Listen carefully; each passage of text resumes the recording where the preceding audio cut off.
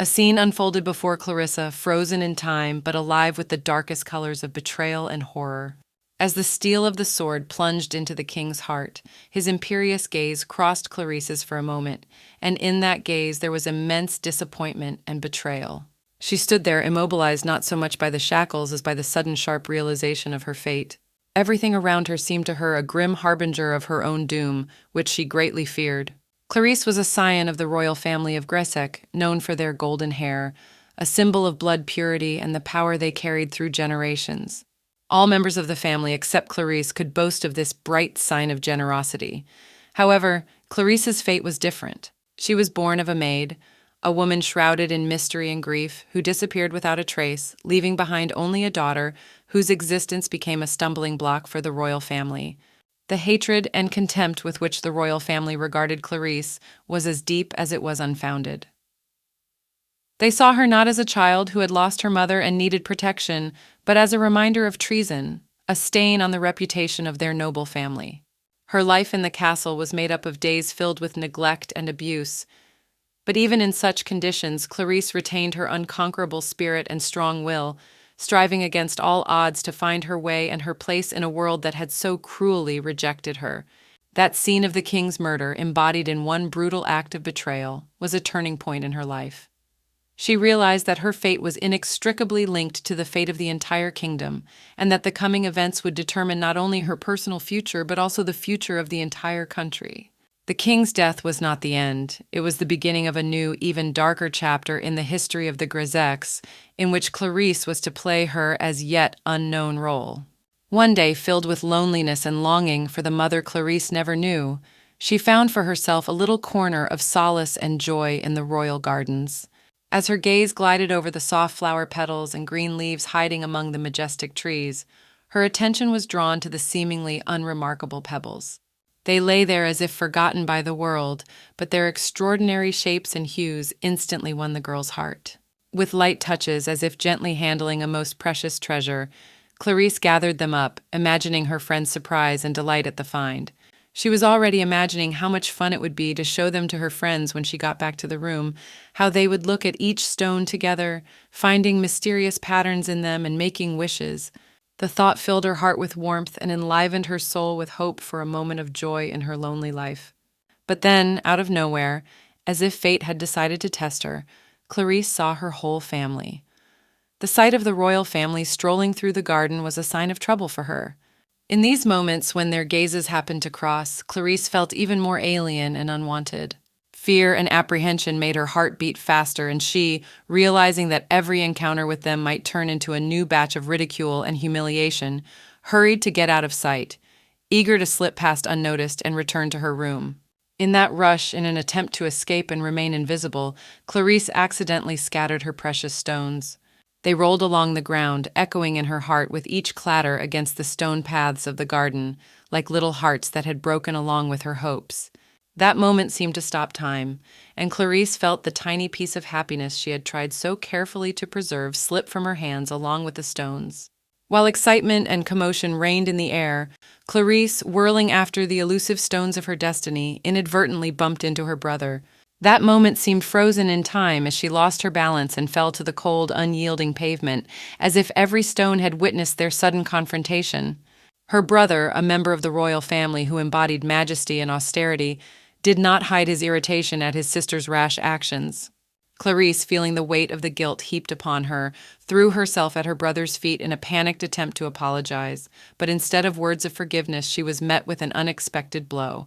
The slap she received was not just a physical sensation, but a deep humiliation as she dared to remind herself of the blood bond that united them. The mother, who kept to herself and watched the dramatic event unfold, could not remain indifferent. With words full of unconcealed indignation, she reminded her son of his duties and status, emphasizing that hand-wringing was not appropriate for someone of royal blood. Her words cut through the tense atmosphere, causing everyone present to have mixed feelings of surprise and bewilderment. But the mother didn't stop at what she said, adding that by doing so, her son might have put himself at risk of contracting something from Clarice, which only exacerbated an already tense situation. This comment opened a new facet to their family drama, emphasizing not only the rift between brother and sister, but also the depth of prejudice that lurked in the hearts of those Clarice considered closest. Clarice remembered her mother's laughter forever, and those caustic words reverberated in the backwaters of her mind for a long time to come. A picture unfolded before Clarissa, so gruesome and merciless that even her darkest nightmares could not compare to the reality of this moment. Suddenly, without any warning, her mother's life was brutally cut short by the invaders, leaving behind only a breathless body, a symbol of ruthlessness and loss.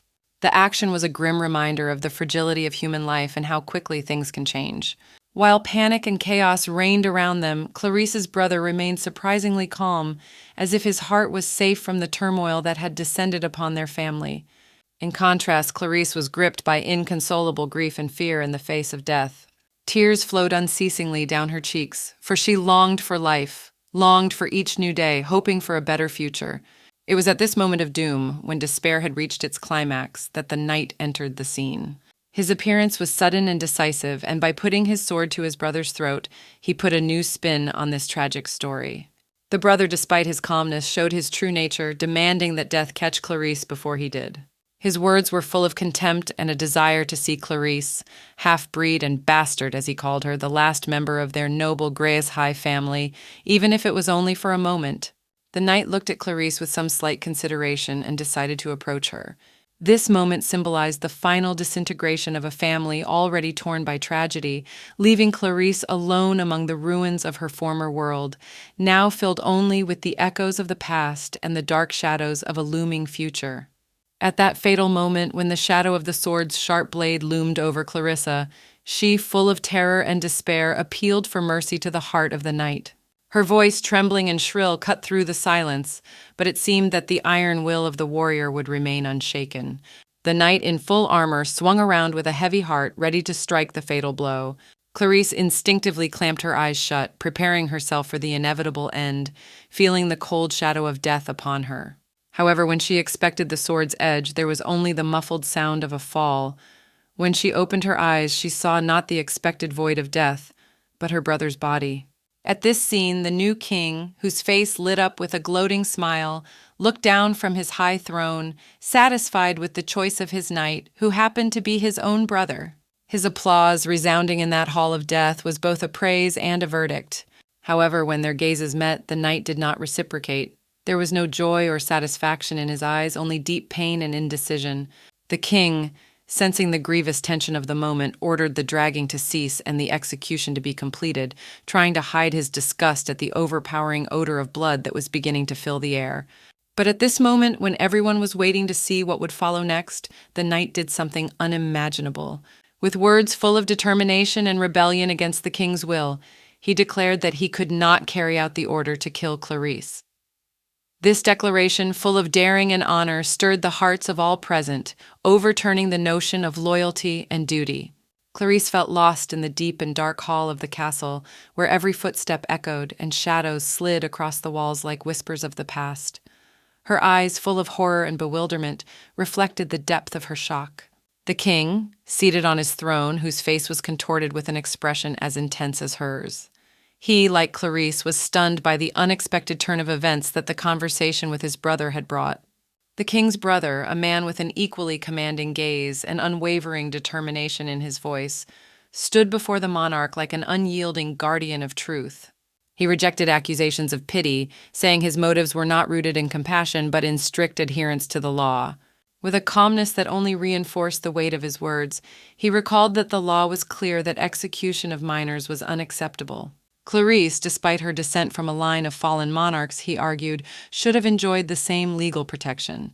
The king's reaction to these words was immediate and violent. His anger filled the room, making the air almost palpable. He said with anger in his voice that even though Clarice was not a pure-blood princess, she had the right to the throne. There was not only rage in his words, but also a fear of the potential revenge Clarice could weave against him. The thought of vengeance hanging in the air like a sword over his head made him uneasy. The king was certain that to let the girl grow up and gain strength was to put himself and his throne in mortal danger. His decision was tough, but the unfreedom of action due to laws and moral principles put him in an impasse. At the moment when the tension in the hall had reached its climax and the air had become so heavy that it seemed like it could be cut with a knife, Clarice suddenly explodes with a scream. Her words, full of determination and desperation, cut through the silence, causing everyone to freeze in surprise. Her sudden declaration that she did not want revenge came like a cold shower upon those gathered. Clarice, with a strength drawn from the very depths of her soul, reminded everyone of her unenviable position as a bastard and expressed her willingness to accept any favor to keep her alive. She claimed that if her life was spared, she would accept an existence devoid of meaning and purpose, as if she were already dead. The king unexpectedly reacted to her words with a smile. The gesture, full of irony and perhaps dark satisfaction, shed light on his inner world, where the struggle for power and control had always reigned. He noticed the half-breed always circling around his brother, emphasizing his skepticism of his penchant for mercy. At this point, the king delivered a verdict that, though compromising, reflected his desire to maintain control of the situation. He allowed his brother to keep Clarice alive until her majority, but with one important condition: his brother takes full responsibility for her. This decision meant that Clarice would have to leave the familiar walls of the castle and travel north with him, to a land where life promised to be very different, filled with the unknown and perhaps new challenges. The moment Maximilian held out his hand in a gesture of appeal for dialogue, Clarice, shrouded in a halo of doubt and incomprehension, hesitated to place hers in his. In the depths of her gaze, there was bewilderment. Was she really still alive and free? Or was this just the moment before the storm, before the invisible catastrophe? In this silence, filled with waiting for answers, the king decided to set the record straight.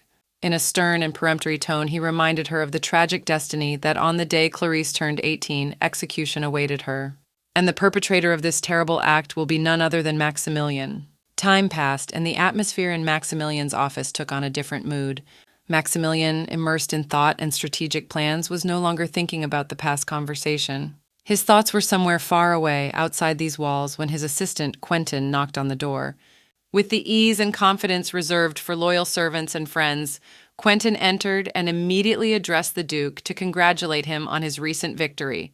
His words were full of respect and at the same time undoubted disappointment towards the king, who, in his opinion, clearly did not appreciate Maximilian's absence from the festive banquet. But to Maximilian, these court games and expectations of the king were but minor annoyances amidst the grand designs and tasks that lay before him.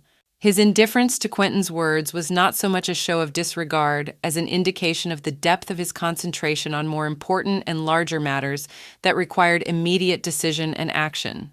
After a brief exchange of pleasantries and superficial questions about the state of affairs, Quentin, sensing a growing uneasiness, decided not to postpone the important conversation and got to the point of his unexpected visit. He openly disagreed with the idea of involving Clarice in their affairs, which he felt might bring an undesirable change in the already established order of things. Maximilian, for his part, remained steadfast in his convictions. He confidently pointed out that their wealth and number of servants were more than enough to provide for the care and upbringing of another member of their large household, even if that member turned out to be a child. In response to Maximilian's calm and rational approach, Quentin could not contain his excitement. His voice rose, breaking the usual calm of the office, and he exclaimed that it was not a matter of material resources or the number of servants. He tried to convey to the Duke that the true problem lay in a completely different dimension of their upcoming commitment. In Quentin's opinion, Maximilian lacked the understanding that children are not only a duty and care, but also a source of endless joy and warmth that can transform a person's soul. Quentin thought that perhaps it was the Duke's lack of emotional response that prevented him from seeing the true nature of the objections. But Maximilian, on his part, continued to remain at a loss in the face of such passionate argumentation. His logic and practical mind could not fully capture the essence of Quentin's objections, for in his world everything was measured by resource balance, strategic planning, and management. The idea that a decision about Clarice might require consideration of other, more subtle and invisible factors, such as emotional connection and direct influence on the domestic atmosphere, seemed to him something distant and incomprehensible. Quentin, feeling the gravity of the moment, continued his attempt to awaken Maximilian's understanding of the deeper implications of their decision. He gently but confidently pointed out that the process of caring for little Clarice inevitably entails the formation of a deep emotional bond. All that time during which they will provide her with food, clothing, care, and put her to bed will not go to waste. Quentin emphasized that even if Maximilian himself kept his distance, his servants, those who would surround the girl on a daily basis, would inevitably develop feelings for her. Maximilian, despite Quentin's arguments, remained steadfast. He stated emphatically that he was incapable of becoming attached to the girl, for she was nothing more than a prisoner of war to him, whose status and background put a definite imprint on her and predisposed his attitude.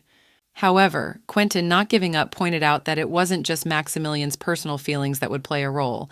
He emphasized that the affection of the servants and the formation of deep emotional bonds among the entire staff could lead to unintended consequences in the future, especially when it comes time to execute the sentence.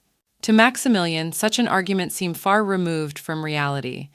In his world, where every action and every choice was of strategic importance, the notion that the emotions of servants could somehow affect the performance of his duties or the overall picture of power seemed absurd. In his mind, Clarice was a potential threat as a possible heir to the throne, and any risks associated with her presence had to be considered in terms of security and political strategy, not emotional attachments. As the tension in the study reached its climax, Quentin, overwhelmed with fear and despair, blurted out words that could have changed the fates of everyone present. He would prefer Clarice's death here and now than her continued presence. As if fate had heard his thoughts aloud, Clarice crossed the threshold of the study at this critical moment. Her eyes widened with horror at the sight of Quentin, as if she had unwittingly witnessed her own execution. Quentin, realizing the horror of what was happening, instinctively covered his mouth with his hands as if trying to muffle the words already spoken. Clarice, trembling with fear and disbelief in her ears, apologized with such sincerity that tension seemed to hang in the air. She explained that her visit was motivated only by a desire to share news that was extremely important to her. With tears in her eyes, she begged Quentin to rethink his decision, promising to live in such a way that her presence would not overshadow the Duke's life without interfering with it. Clarice's words, her fright and despair, struck Quentin to the core. His heart ached with pain and sympathy for this fragile soul who had become a pawn in someone else's game. The thought that in 10 years Clarice would still fall victim to an invisible power struggle made him think deeply. The misery reflected in his eyes was so vivid that even the air in the office seemed soaked with the bitterness of betrayal and powerlessness. In the end, Quentin made a decision that changed the course of their destinies forever. Leaving the Duke to deal with the consequences of his decisions on his own, Quentin retreated, saying that the burden of choice and consequences would fall solely on the Duke's shoulders. In his eyes flickered the reflection of the struggle between duty and his own feelings, between rationality and emotion, making this moment not just a decisive turning point in their lives, but a deeply personal tragedy. Immersed in his thoughts about Clarice's difficult situation, the Duke began to realize the gravity of her situation. He couldn't deny that her treatment was far from ideal, but at the same time he couldn't forget her royal lineage. Her family's holdings left much to be desired, with villages suffering from food shortages where children starved to death and soldiers left unsupported to beg for help from the enemy. While the aristocracy continued to feast, regardless of the depth of the tragedy playing out around them, Maximilian the Duke had complicated feelings for the princess of such a dramatically divided country. His heart could not respond with sympathy for a member of the royal family whose lands were in such deep crisis. Steadfastly facing Clarice, he announces his decision without a shadow of a doubt. He will carry out the sentence of execution on the day Clarice comes of age. This moment was a turning point not only in the fate of Clarice, but also in the life of the Duke himself, forced to weigh the moral and ethical aspects of his decision. The tragic reality of the political and social strife between their peoples was manifested in this brutal verdict, reflecting the deep rift between duty to their state and personal feelings for the innocent victim of political intrigue. The Duke, the embodiment of authority and severity, stood before Clarissa, waiting for her customary words of apology as he had so many times before this moment. To his bewilderment, however, Clarice, instead of the predictable scene of contrition, showed unexpected amazement, responding to his words with undisguised gratitude. Something flashed in the girl's eyes that the Duke hadn't expected to see, genuine relief and gratitude for the promise to keep her alive until adulthood. Her words sounded like thunder to the Duke. She not only accepted his decision with gratitude, but also opened her soul, confessing the fears that had tormented her all this time. Clarice, with a gleam of determination in her eyes, admitted that she was morally prepared for the worst outcomes, realizing, in her opinion, her unworthiness to continue living, especially in the face of her brother's threats. The words that after ascending to the throne, his brother would fulfill his sinister promises and end the lives of all those he deemed unworthy mudbloods sounded like a cold shower to the Duke. Apparently, the gravity of these words and the fear of the inevitable end weighed heavily on young Clarice's soul. The Duke's reaction to these revelations was instantaneous. Horror and bewilderment made him rethink much of what he thought about Clarice and the situation in general. When Clarice addressed him again with words of gratitude, this time calling him her benefactor, it sent the Duke into a whirlwind of emotion. His view of the situation began to change, as he saw in front of him not just a girl waiting for her destiny, but a strong personality, capable of taking the hardest trials with dignity. This moment was a turning point in their relationship, for the Duke began to realize that Clarice deserved not only life before her 18th birthday, but also much more understanding and respect than he had previously assumed. As the wheels of the luxurious carriage rolled gently along the sidewalk, Quentin felt an inexplicable heaviness in his soul. Sitting opposite the young Clarice, he stubbornly avoided her gaze, as if her eyes were a labyrinth in which he could be lost forever. His inner world was struggling with its own fears, the fear of attachment, the fear of losing control of his feelings. A storm was brewing in his heart, a whirlwind of thoughts and feelings that found no solace. In the back of his mind, Quentin sought help from unseen forces, seeking salvation from his inner conflict. He prayed for protection from the possible intimacy that would bind him to Clarissa far more tightly than any duties or orders. The prayer was a quiet acknowledgement of his own weakness in the face of the inevitable. The reason for such an unexpected neighborhood in the carriage was a circumstance beyond his control. Before departure, in the midst of preparations, all the potential escorts for Clarice had presented surprisingly similar and seemingly out-of-the-blue excuses, as if in a coordinated script. Those who could have been sent with the girl suddenly found urgent business, leaving Clarice without a suitable companion. The Duke, whose word was law in their world, entered the scene. With the ease characteristic of a man of his position, he entrusted this mission to Quentin, reminding him of his own words. Quentin had once mentioned, without giving much thought to his own words, that he adored children. Now those words came back to him like a boomerang in the form of a ducal order. Thus Quentin found himself face to face with Clarice in the carriage as her only attendant, but his heart was full of mixed feelings and indecision. He dreaded the fact that this journey might shatter his inner fortress, causing him to open up and become attached to his little companion, which could have been his weakness. In the cozy yet confined atmosphere of the carriage, Quentin tried to find a way to explain his silence without resorting to openly admitting his inner feelings. As a convenient excuse, he pointed to the abundance of dust in the air as if that were the cause of his mute state. He expressed concern that he didn't want to inhale it, as if the dust could be the source of some ailment or just plain unpleasantness he was anxious to avoid. Clarice, for her part, reacted to his words with a sudden sense of guilt. She apologized, suggesting that the source of the dust might be related to herself, since she thought she was dirty. This statement only intensified Quentin's inner conflict and added to his moral anguish. His heart was filled with more anxiety and embarrassment as he realized that his attempt to avoid communication had had the undesirable result of deepening the gulf of misunderstanding between him and his little companion. Stunned by this turn of events and weary from hours of silent sitting, Quentin appealed to the Duke for a substitute. He sought deliverance from this mission, which seemed to him more and more unbearable. The Duke's reply, however, did not bring him relief. Instead of sympathy or understanding, the Duke reminded Quentin of his obligation to share information with Clarice about their destination. This reminder emphasized that Quentin was not just a chaperone, but a guide, responsible for ensuring that Clarice's journey was filled with not only safety, but knowledge. Quentin was thus faced with a dilemma. On the one hand, he sought to avoid the intimacy and affection that might result from a deep companionship with Clarice. On the other hand, he had been given a task that required him to be not just a protector, but a mentor, a guide in the world in which Clarice was to find her place. The difficulty of the moment, when Quentin realized that he was faced with the task of explaining her new and extremely difficult situation to Clarice, was immense. He could feel every word he had to say hanging heavy in the air. Telling a little girl that she was now a prisoner of war, who would be treated with prejudice and judgment, seemed to him an impossible task. Quentin realized the depth of the tragedy of this situation, where Clarice, who had barely known life, was already facing such severe trials. When the Duke asked Quentin if Clarice had heard everything while standing behind him, the moment was filled with tension. It appeared that Clarice had not just heard the conversation, but was ready to come face to face with the harsh reality of her new status.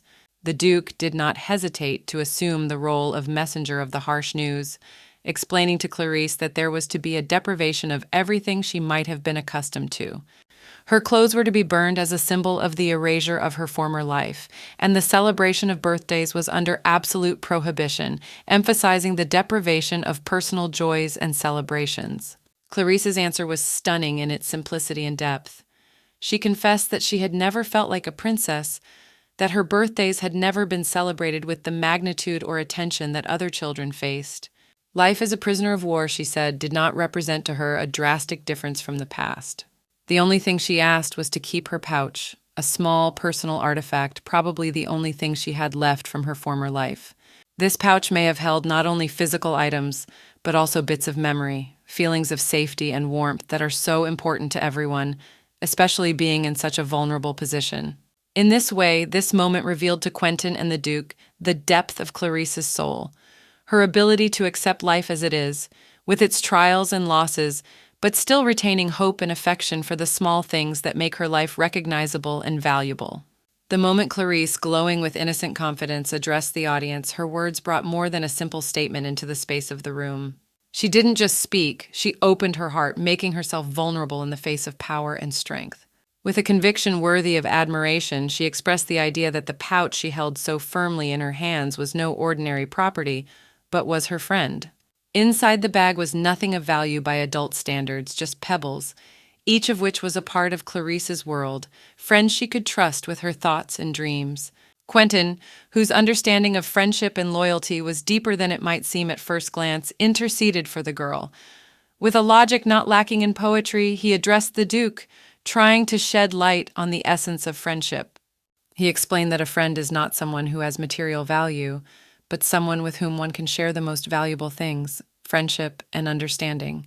The Duke, faced with an unexpected challenge to his established ideas, tried to object, seeking to forbid Clarice to take the stones with her, but his attempt was quickly stopped by Quentin, who, without letting him speak, rose to the defense of the girl and her unusual friends.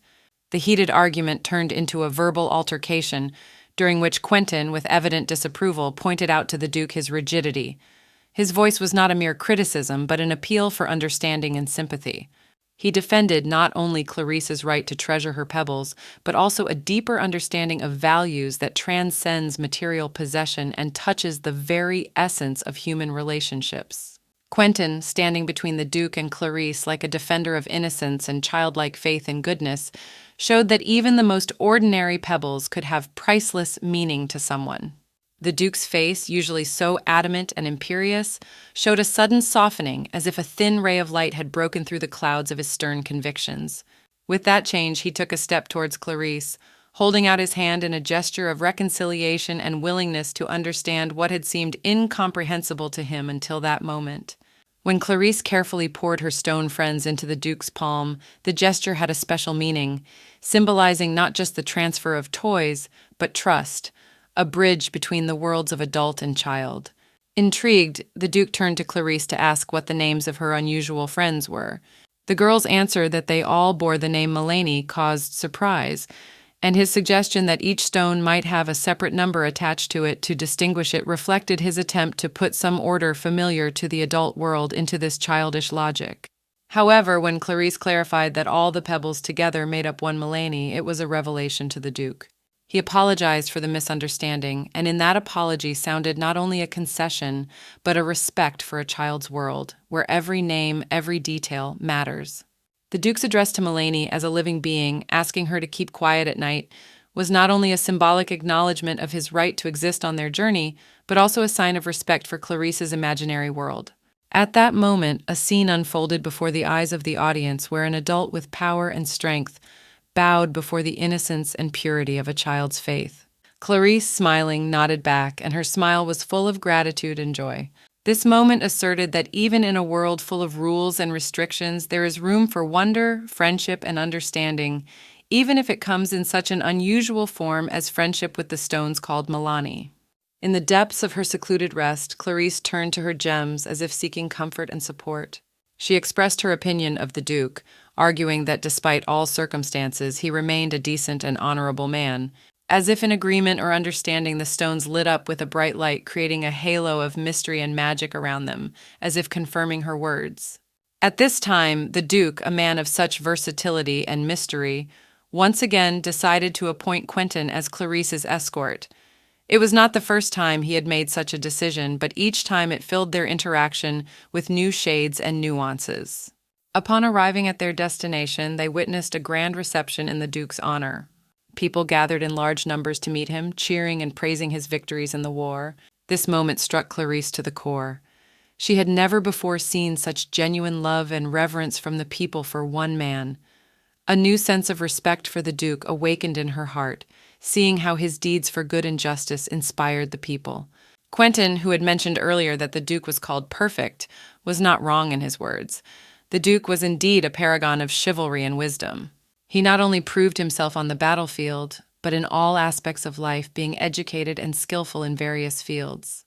In addition, his royal descent only added weight to his personality. All this created around the Duke the aura of a real hero, a leader whom people are ready to follow and believe. The day left a lasting impression on Clarice's heart, allowing her to see another side of the Duke, as a leader and hero whose deeds inspire a people striving for peace and prosperity under his unwavering leadership. At that moment, when the air was still shaking with the echo of celebrations and hurrah shouts in the Duke's honor, Quentin, with a note of hidden admiration in his voice, could not help but mention another aspect of their lord, his extraordinary popularity among women. However, he did so in passing, as if not wanting to pay too much attention to it, realizing that the Duke's true accomplishments lay on an entirely different plane. The Duke, a personality shrouded in an aura of legend and exploits, accomplished what seemed impossible. He transformed the depleted and devastated North, lands that had long borne the grim nickname, the Land of Death, due to the abundance of monsters that terrorized the population, into prosperous domains. This amazing feat was accomplished because of his indomitable will and strategic genius. The change began with his decisive order to build a monumental wall that became not only a physical but also a symbolic barrier protecting the inhabitants from raids by dark creatures. This structure not only provided protection and security to the people, but also gave them faith in a better future. Through the Duke's efforts and unyielding determination, lands once plagued by despair and fear have been reborn, becoming an oasis of prosperity and hope for all its inhabitants. The Duke was able to change the fate of an entire region, proving that even in the darkest corners of the world, a life filled with light and joy can be born. This act of will and enterprise, turning the land of death into the land of the living, cemented the Duke's reputation not only as a great warrior and strategist, but also as a wise ruler whose decisions brought prosperity and well-being to his people. The moment the conversation inadvertently slid to the Duke's accomplishments and greatness, it was as if Quentin suddenly realized that his stories might have sounded too enthusiastic for a conversation with a prisoner of war. The thought flashed through his mind that he needed to show more restraint so as not to appear overly enthusiastic or prejudiced. But his attention was quickly diverted by Clarice's reaction, who, to his surprise, regarded his words with admiration. She found it truly inspiring that Quentin was serving as an assistant to such a distinguished person as the Duke. Noticing the sincere admiration in Clarice's eyes, Quentin felt his own protective walls of professional distance and restraint begin to crumble under the influence of her interest and sincerity. At this point, he, a little embarrassed by the unexpected turn of the conversation and his reaction to Clarice's admiration, modestly noted that anyone in his place would have handled the duties of the Duke's assistant.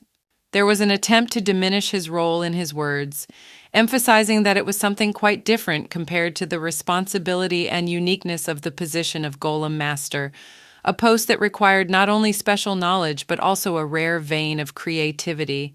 This moment exposed to Clarissa another side of Quentin. his modesty and ability to appreciate the contributions of others, even when he himself is the center of attention. She saw in him not only a faithful servant of the great Duke, but also a man capable of deep self-reflection and sincerity, qualities rarely seen, which only increased her admiration. In a distant and mysterious land where magic was intertwined with the everyday life of every inhabitant, Clarice, a girl with a bright mind and an unyielding thirst for knowledge, encountered a concept previously completely unknown to her. The golem masters, as she had discovered, were a unique caste of mages who used ancient spells and forbidden rituals to bring inanimate objects to life.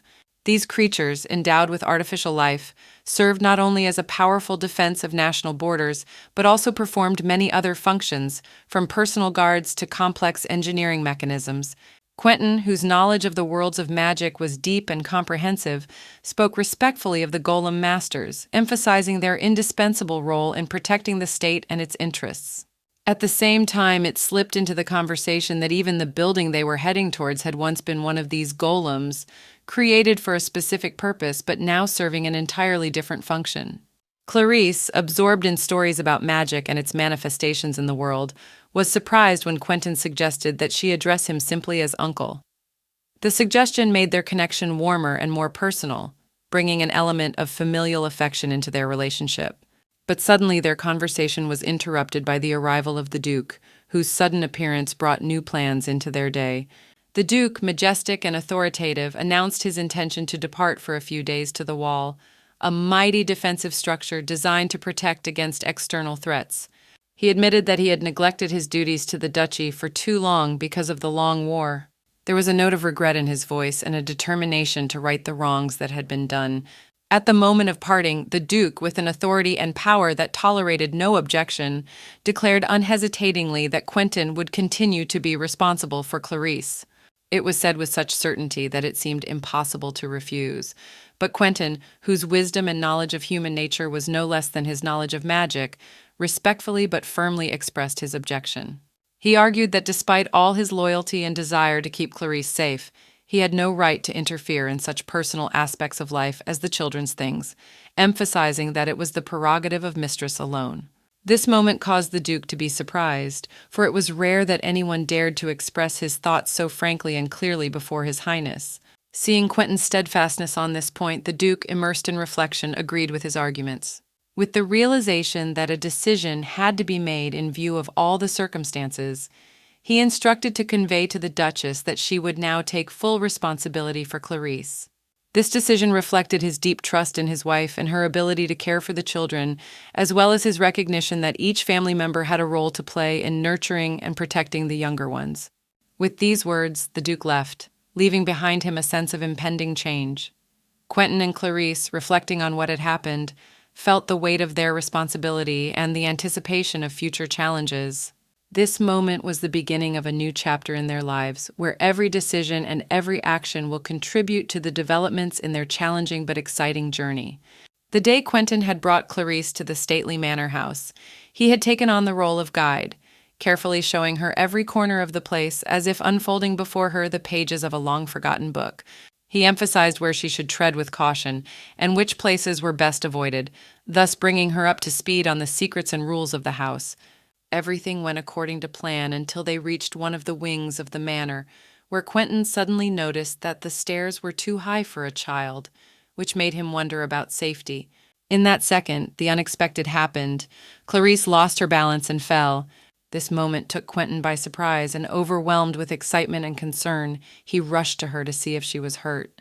In response to his concerned questions, Clarice, trying to regain her composure, smiled and assured him that she was fine.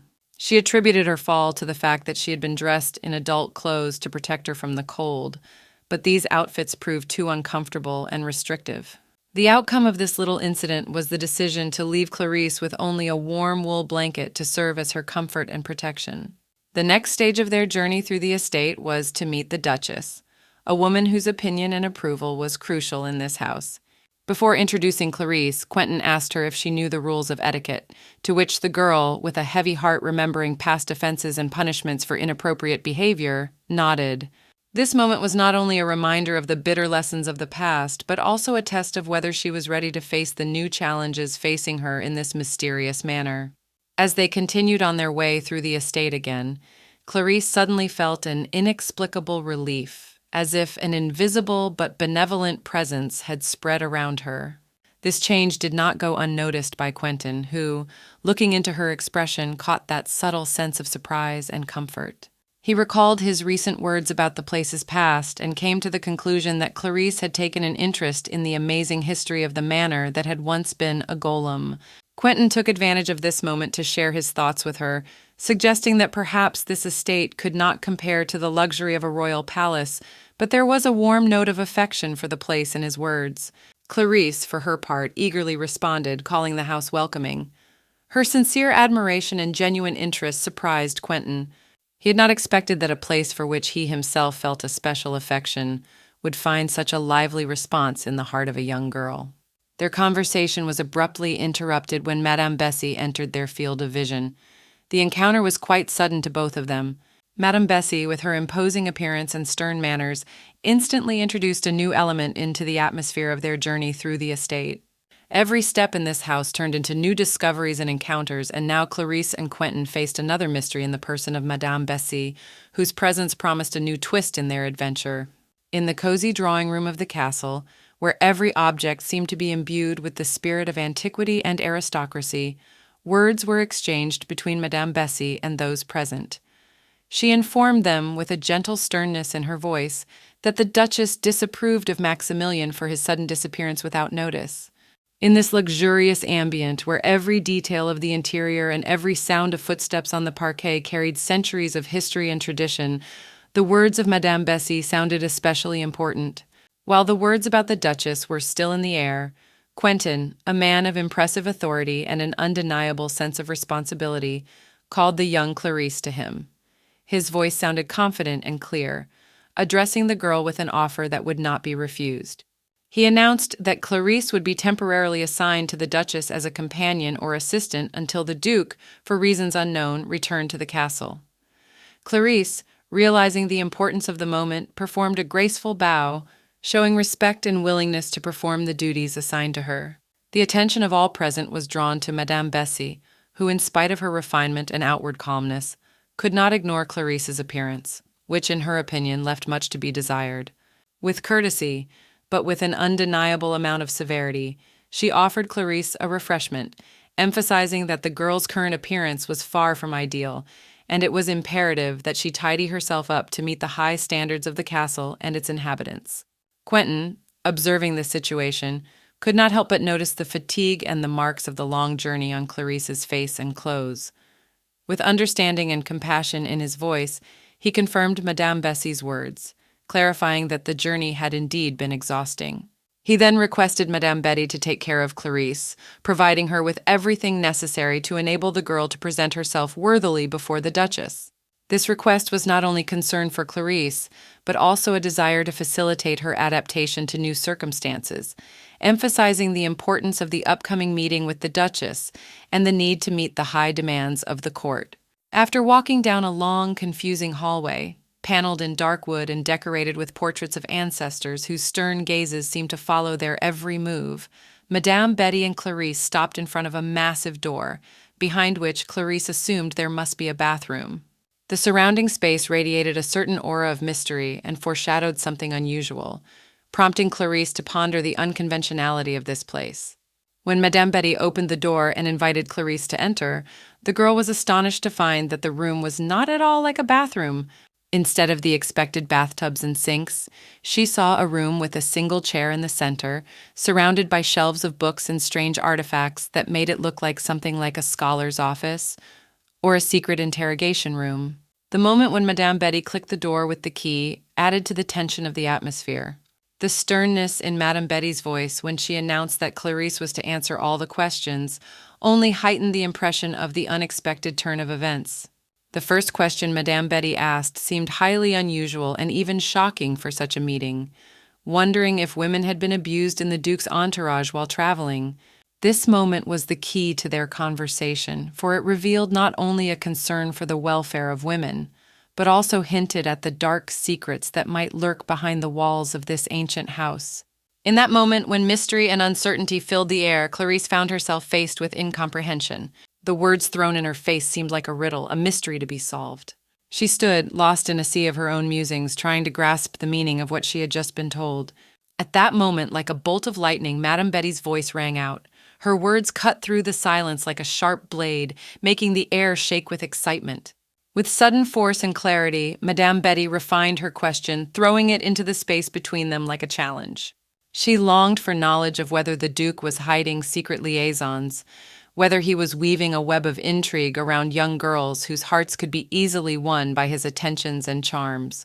The question, disguised as mere curiosity, held a much deeper meaning, filled with secrets and hidden corridors of palace intrigue.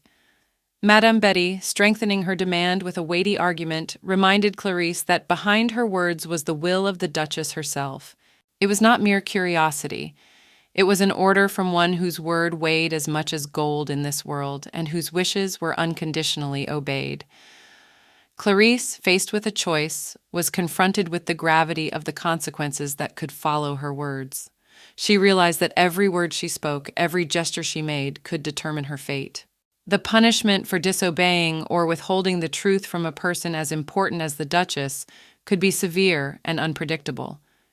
In that moment, Clarice felt the weight of the choice between honesty and the potential danger that lurked in her every word. She realized that her decision could change not only her own fate, but also the fates of those involved in this tangled story. As the tension reached its climax, Clarice plunged into the depths of her memory, trying to find in them any trace of the girls who might have been at the center of the question Madame Betty had asked. However, the deeper she dove into her memories, the clearer it became that the only images that popped up before her inner gaze were the faces of the knights. Their bold and determined facial features occupied the entire space of her thoughts, leaving little room for anyone else. These images, contrary to expectations, did not bring a resolution to the question, but only added new mysteries. All her years spent under her mother's terrible and stern gaze, Clarice had learned to accept blame. She knew that such actions could ease the consequences, that the punishment for confession was usually milder than for stubbornness and denial. This life lesson, learned as a child, became part of her essence, a guiding star in difficult situations. Madame Betty, whose pressure was only increasing by the minute, waited impatiently for an answer, which only added to the tension of the moment. Eventually, gathering all her inner core, Clarice found the strength to resist the pressure. Her words, spoken with confidence and firmness, were like a declaration of adamancy. She could not share with Madame Betty information she might not possess. Madame Betty, for her part, interpreted this refusal as a sign that the Duke might already have told Clarice to remain silent.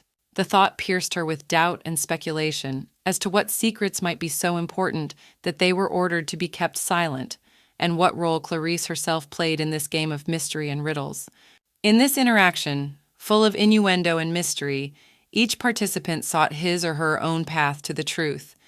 But these paths were as confusing and multifaceted as a labyrinth. In an atmosphere of tense anticipation where every word weighed a ton, Clarice raised her head with dignity, as if about to take the brunt of the upcoming conversation. Her voice, imbued with confidence and an unwavering belief in justice, cut through the silence, introducing notes of determination.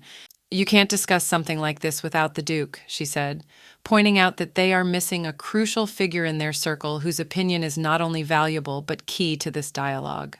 Even admitting her lack of understanding of the depth of the matter, she did not miss the opportunity to point out the Duke's true virtue, his nobility and humanity, which made him not just an aristocrat, but a man with a capital letter, deserving of respect. Madame Betty, for her part, like a fire flaring up from the slightest spark, could not contain the whirlwind of emotion. Her irritation, perhaps fueled by long-standing resentments or misunderstandings of the position in question, resulted in a hasty desire to vent all her anger on Clarice. The movement of her hand, the swing that heralded the storm, was suddenly frozen in mid-air, as if an invisible force had stopped her. A noise outside the door, unexpected and yet timely, like a warning against doing the irreparable, interrupted this moment of tense confrontation. Madame Betty, though she backed away from her intention to punish Clarice physically, was undaunted in her words. declaring her adamant decision not to allow Clarice to meet the Duchess. It was more than a statement. It was a promise of a fight in which each side would defend its truth, unwilling to concede a millimeter. Madame Betty, not losing her unyielding temperament, decided to hit Clarice's most vulnerable point with her words, accusing her of impertinence and violation of the Duchess's established order. "You insolent girl who disobeyed the Duchess's orders." With these words, she seemed to put Clarice in her place, emphasizing her insignificance before the will of the aristocracy. Further emphasizing her superiority, Madame Betty did not forget to recall the favor she felt Clarice had been shown by allowing her to remain outside the dungeon. These words, full of contempt and threat, sounded like a warning that any step outside the established framework could lead to imminent and possibly violent consequences. Subsequently, when Madame Betty was discharging her duties by cleaning the Duchess's house, the latter took an interest in Clarice's fate. With genuine concern in her voice, the Duchess inquired if the girl who had been assigned to look after had already arrived. At this point, Madame Betty, probably from her prejudices or plans concerning Clarice, decided to act from the shadows, evasively answering the Duchess. She emphasized that the Duchess need not worry about the issue, as Clarice, according to her, is nothing more than a prisoner of war. This statement by Madame Betty not only reflected her own view of Clarice's situation, but clearly showed an attempt to minimize the importance of Clarice's presence in their lives, seeking to possibly change the Duchess's attitude toward her by emphasizing her status and lack of entitlement to any privilege or sympathy. The situation at the Duke's estate was aggravated to the utmost when Madame Betty, not restraining her emotions and prejudices, spoke of Clarice with undisguised cruelty. Her words, full of anger, fell upon the Duchess. She argued that the Duke should have gotten rid of Clarice, ending her existence forever the very moment she was in their power. These words, sounding like the voice of an ominous suggestion, produced an instantaneous reaction from the Duchess, who, anxious and full of anxiety for Clarice's fate, exclaimed, demanding to know at once where the girl was. At this point, a real conflict broke out. Betty, unable to find the strength to restrain herself, burst out with a sharp statement. She questioned the Duchess's authority in her own house, pointing out the failure of her power. With obvious disdain, Betty called the Duchess a phony, emphasizing that the nominal respect the Duchess enjoys does not guarantee her true recognition and respect. Next, Betty dared to make the most personal and poignant remarks about the Duchess's personal life, saying that she should concentrate on the task of attracting the Duke rather than wasting her attention on a prisoner of war. Moreover, Betty pointed out the delicate issue of progeny, believing that the Duchess should consider the necessity of procreation instead of living with Maximilian as if he were a stranger. These words, full of mockery and disdain, not only demonstrated the deep divide between the servants and the aristocracy, but also opened the curtain on the internal contradictions and tensions reigning within the high society. In the privacy of her temporary shelter, Clarice found moments for deep reflection.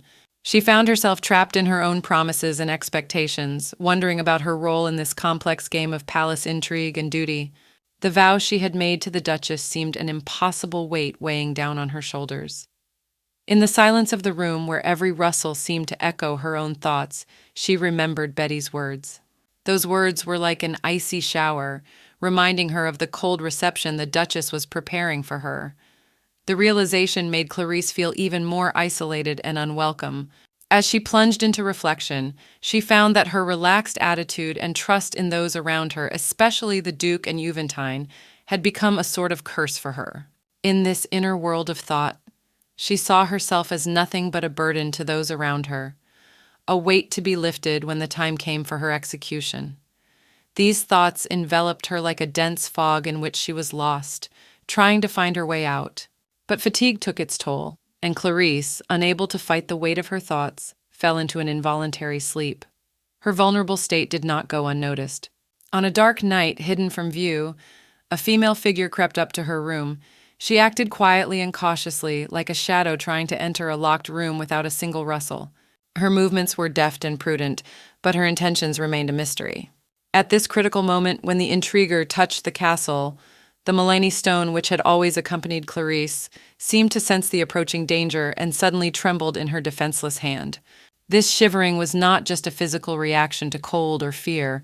It was a sign that Clarice's fate could still change, and that the magic that lurked within Mullany was ready to come to her aid at the most crucial moment. By the time the dark shadows of the night began to stretch across Clarice's room, the sneaking figure was revealed to be the Duchess herself. Standing at the threshold, she could not conceal her bewilderment and indignation when she saw the conditions in which Clarice was forced to be. In the depths of her heart, the Duchess could not allow the girl, even when in disfavor, to endure such hardship. Putting aside all prejudice and irritation caused by Betty's words and actions, the Duchess decided to intervene. As she approached the sleeping Clarice, she gently sheltered her as if with invisible wings of care, judging the conditions in which the girl was forced to be. The room in which Clarice had taken temporary refuge seemed like an abandoned cage, where dust danced in the moonlight and the walls reminded her of forgotten stories. The Duchess, in defiance of her high position and etiquette, decided to take matters into her own hands. She rolled up her sleeves, a gesture unusual yet revolutionary for a lady of her status, and set about cleaning up. Shuffling drawers and wiping away layers of long-standing dust, she breathed life into the room. Her every movement was filled not only with a desire to transform the space, but also a manifestation of the deep inner strength and compassion hidden beneath the outer layer of austerity and reserve. Having completed her selfless task, the Duchess left buns at the sleeping Clarice's headboard, a small gesture of kindness and apology that should have said more than words could express. In this simple act lay the recognition that, despite all circumstances and social expectations, the Duchess could not remain indifferent to the suffering of another human being. She may not have been able to drastically change Clarice's situation at the moment, but her actions were filled with genuine sympathy and a desire to ease her burden, even if only briefly. This act by the Duchess was a quiet but powerful reminder that even in the darkest corners of a castle, acts of unexpected kindness and caring can spring up. After the Duchess finished her nightly concerns for Clarice, she headed back to her chambers, contemplating what else could be done to help the girl in such a predicament. In her heart, she knew perfectly well that it would be almost impossible to persuade Betty to change her attitude. Suddenly, the silence of the corridor was broken by footsteps, and before she could react, strong hands grabbed her, thinking she was an intruder or even a criminal hiding under the cloak. The irritation and tension instantly dissipated when the Duke recognized the intruder as his wife. Puzzled and apologetic, he let her go, trying to figure out what had caused the Duchess to wander around the castle at such an inappropriate hour. The awkwardness of the moment enveloped them both like a dense fog, making them momentarily forget all the protocols and obligations of their high statuses. Suddenly, interrupting the silence, the Duke inquired as to what had brought his wife here, away from the warm and safe chambers. The question took the Duchess by surprise, making her heart beat faster, with the sudden fear of being caught up in something forbidden. But then, in the back of her mind, the thought that the Duke's unexpected appearance might turn out to be an unexpected advantage. Confusion was slowly replaced by insight. Perhaps this was the moment to act, to use the occasion for Clarice's benefit. The Duchess realized that she was facing not only her husband, but a man with the power to change the situation. Her initial panic gradually gave way to determination. With this new insight, the Duchess prepared to open up to the Duke, hoping that her words would resonate with him and that together they could find a way to help Clarice. In this unexpected nighttime encounter lay the beginnings of a possible change that would alter the fate of everyone involved in this story. At dawn, when the first rays of sunlight were just beginning to shine through the small windows, Clarice was jerked out of her sleep by unusual sounds. They were rocks that surprisingly came to life and started pushing into her room as if trying to get her attention. At that moment, she sleepily reached for Mulaney, her unusual stone companion, complaining about the absent-mindedness of her sleep, and as her gaze drifted around the room, she discovered something startling. The room, which the day before had been plunged into disorder, now sparkled with cleanliness, as if invisible forces had been at work here all night, bringing comfort and order. Puzzled by this turn of events, Clarice turned to Mulaney for clarification. A sort of bond seemed to have developed between them, allowing her to understand the silent language of the stones. In answer to her questions, a handful of stones seemed to whisper to her that none other than the Duchess was responsible for the nightly transformation of the room. Clarice, however, was skeptical of such information. She was skeptical of the information, however, because it was ingrained in her mind that the Duchess was behind her current imprisonment, and so good intentions from such a person seemed unlikely. Clarice's gaze slid across the room, however, and stopped on a modest but so tempting treat, scones radiating warmth and the scent of freshness, with a jug of milk beside them.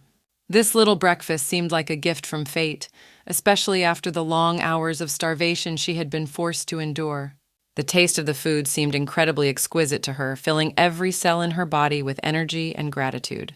At this moment, in spite of all her doubts and prejudices, Clarice could not refrain from feeling grateful to the Duchess, suggesting that perhaps there was a grain of kindness lurking in the heart of her tormentor.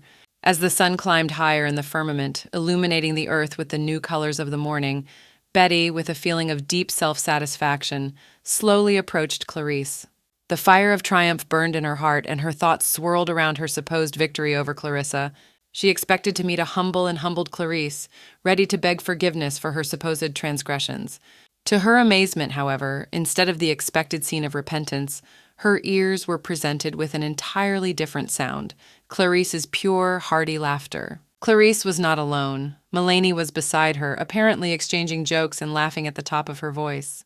The sight of this tandem completely ignoring everything around them, including Betty, her irritation only increased.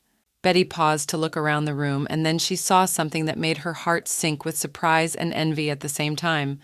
The room, normally modest and unremarkable, was suddenly transformed. The light coming in through the windows played on the surfaces, reflecting off the exquisite furnishings that hadn't been here before. Everything around seemed to be filled with warmth and coziness, creating an atmosphere of joy and lightness. This transformation of space was the last straw for Betty.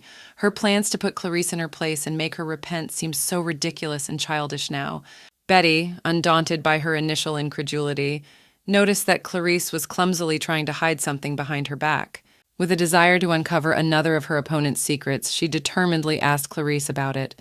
At that moment, Clarice, as if caught off guard, panic-stricken, could find no words to explain what she was trying to hide. In her hands, clasped behind her back, rested a mere handful of stones, her and Melani's secret treasure. Betty's pressure intensified when she, convinced that Clarice was hiding something, or worse, had stolen something, demanded to see her find. Betty's determination to reveal the supposed secret led her to try without hesitation to wrest the object from Clarice's hands. At that moment, Clarice, turned guardian of her little secret, began to resist. Desperate cries that she would never give up her friend cut through the air, adding tension to the already electrified atmosphere. At last, Betty managed to snatch the pouch from Clarice's hands. The moment she looked inside, expecting to find something valuable or forbidden, she was astonished. Instead of the supposed jewelry or stolen items, the pouch turned out to be filled with ordinary stones. This unexpected turn of events so startled Betty that she, unable to restrain her emotions, threw the stones away in disappointment and bewilderment, without giving any thought to their true meaning to Clarice and Melanie. The gesture was not just a reflection of her disappointment, but a symbol of not understanding the true value of friendship and the memories that can be stored in the most mundane things. Betty, without losing her insistence and confidence in her own rightness, said that all this might not have happened if Clarice had heeded her words. She even threatened to tell the Duke what had happened, probably expecting his intervention to strengthen her position in the conflict. However, as soon as the Duke himself entered the room, her confidence seemed to evaporate. His sudden appearance came as a complete surprise to her, as she had assumed his visit would not take place until a few days later. The Duke, the personification of severity and authority, immediately demanded an explanation of the events that had unfolded before his sudden arrival. Betty, trying to grasp a last chance to maintain her position, hastened to assure him that she was only endeavoring to teach young Clarice not to touch other people's property. The Duke, however, unmoved by her words, went straight to the point of the laws and orders which were to be observed in his dominions. He reminded Betty of the law that Clarice must remain in perfect health until she reached her majority. His words sounded an unmistakable warning when he remarked questioningly whether Betty, if Clarice were harmed, would be willing to take her place on the scaffold, which was the ultimate punishment. Thus, the Duke not only emphasized his rejection of any action that might endanger the life and health of young Clarice, but also made it clear to Betty that any attempt by her to overstep her authority or break the law would not be without consequences. His words were filled with a deep sense of justice and severity, reminding him that in his domain, the law was above personal grudges and misunderstandings. Betty, the maid with the imperturbable face, stood before the Duke like a statue, the embodiment of obedience and devotion. Her words were firm and unquestioning, as if they were carved in stone. She was only carrying out the Duchess's orders, without choice or doubt in her actions.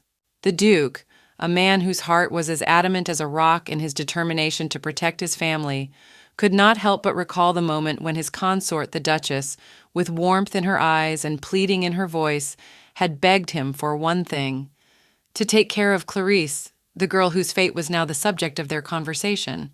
The words of the Duchess, spoken with such sincerity and love, sounded in his ears like a distant but clear bell ringing, reminding him of the duty he had to perform. There was a mixture of disappointment and determination in his gaze as he turned to Betty, who stood before him in full readiness to accept any verdict, and gave an order that came from the depths of his soul and obligation to the memory of his wife. He ordered Betty locked away in a dungeon, in the very dark and cold dungeons of the castle that for centuries had served as a place for those who broke the laws and orders of their house. This moment was a test for everyone involved in the events of that day. For Betty, whose heart was torn between duty and guilt, for her actions had led to such consequences. For the Duke, who, in an effort to preserve his honor and protect his family, had to resort to such a decision. As the sun slipped gently below the horizon, casting its last rays on the gilded domes of the palace, the Duke turned his gaze to Clarice. His voice was calm and confident, as it always was when he promised he would contact her later. But Clarice, sitting petrified in front of him, could not let him go so easily. A storm of emotions raged in her heart, ranging from boundless concern to grievous fear. She was worried about Milani, whose fate now seemed in the balance. She was worried about Milani, whose fate now seemed to hang in the balance, and her thoughts turned to asking the Duke to find the missing handful of stones, those small witnesses to the great mystery. But the words that were ready to come out were stuck in his throat, giving way to silent fear. When the Duke left the room, Clarice was alone among the hushed walls that seemed to mock her inability to express her thoughts aloud. The young girl's mind began to spin a merry-go-round of thoughts and assumptions about why the Duke might need these stones and what consequences would follow their disappearance. With every passing minute, her anxiety only increased, generating new images of a possible future where she was no longer in this castle, where she had become an exile, deprived of the right to even set foot in the territory that had once been her home. And so, as the shadow of doubt and fear consumed the last crumbs of her optimism, a servant appeared at the door. His figure loomed in the doorway like a harbinger of new news that would decide Clarice's fate. The servant's words sounded like thunder. The Duke was expecting her.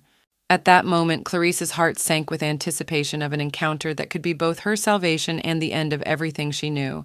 Barely able to gather her thoughts after the unexpected summons from the Duke, Clarice found herself in a completely different place. The world around her had changed as if by magic, transporting her from one reality to another. She was now in the spacious, steam-filled bathroom where a new scene awaited her. The maid Rosalie, with a smile on her face, gently surrounded her with care, dousing her with warm water and gently whipping up the foam. The moment was filled not only with physical warmth but also with emotional warmth. Clarice, immersed in her own thoughts and anxieties, suddenly felt a slight embarrassment at Rosalie's words. The maid, not hiding her admiration, commented on the beauty of Clarice's name, finding in it a special music that she thought matched perfectly with the color of Clarice's hair. This color, bright and expressive, was, in Rosalie's opinion, the gift that made Clarice special and unique. Clarice herself, however, did not share this delight. In her heart, she was dissatisfied with her own reflection in the mirror. Her hair color, which many found attractive and unique, was a subject of endless worry for her. Clarice felt that this bright shade made her stand out too much, making her feel uncomfortable and wanting to be like others. Her dream was to have golden hair like the rest of her family, hair that would symbolize her lineage and give her a sense of confidence in her own beauty. This moment of revelation before Rosalie was another test for Clarice, a reflection of the inner conflict between the desired and the actual, between the dream of belonging and the reality of her uniqueness. Rosalie, as if reading Clarice's thoughts, deftly turned the conversation in a more optimistic direction. She confidently declared that Clarice's pink hair was far better than any gold hair, because it was a mirror of her inner world, a reflection of her kindness and warmth of heart. These words made Clarice feel even more embarrassed, but she couldn't help smiling and affectionately nicknamed Rosalie the Queen of Compliments. This exchange of warm words created an atmosphere of sincere friendship and understanding between the two women. A little time passed, and Rosalie completed her mastery, transforming Clarice into a new dress that looked as if it had been created especially for her. This dress, the epitome of luxury and sophistication, made her image even more airy and unique. Clarice looked at herself and could not believe that such beauty was meant for her. She felt a deep uneasiness at the thought that she might anger the Duke by appearing before him in such a state, for her position as a prisoner of war seemed incompatible with such splendor. However, her fears were in vain. It turned out that it was the Duke who had personally ordered the dress to be prepared for her. This discovery took Clarice by surprise, adding a palette of surprise and gratitude to her feelings. And just as she was comprehending the gesture, the Duke himself entered the room.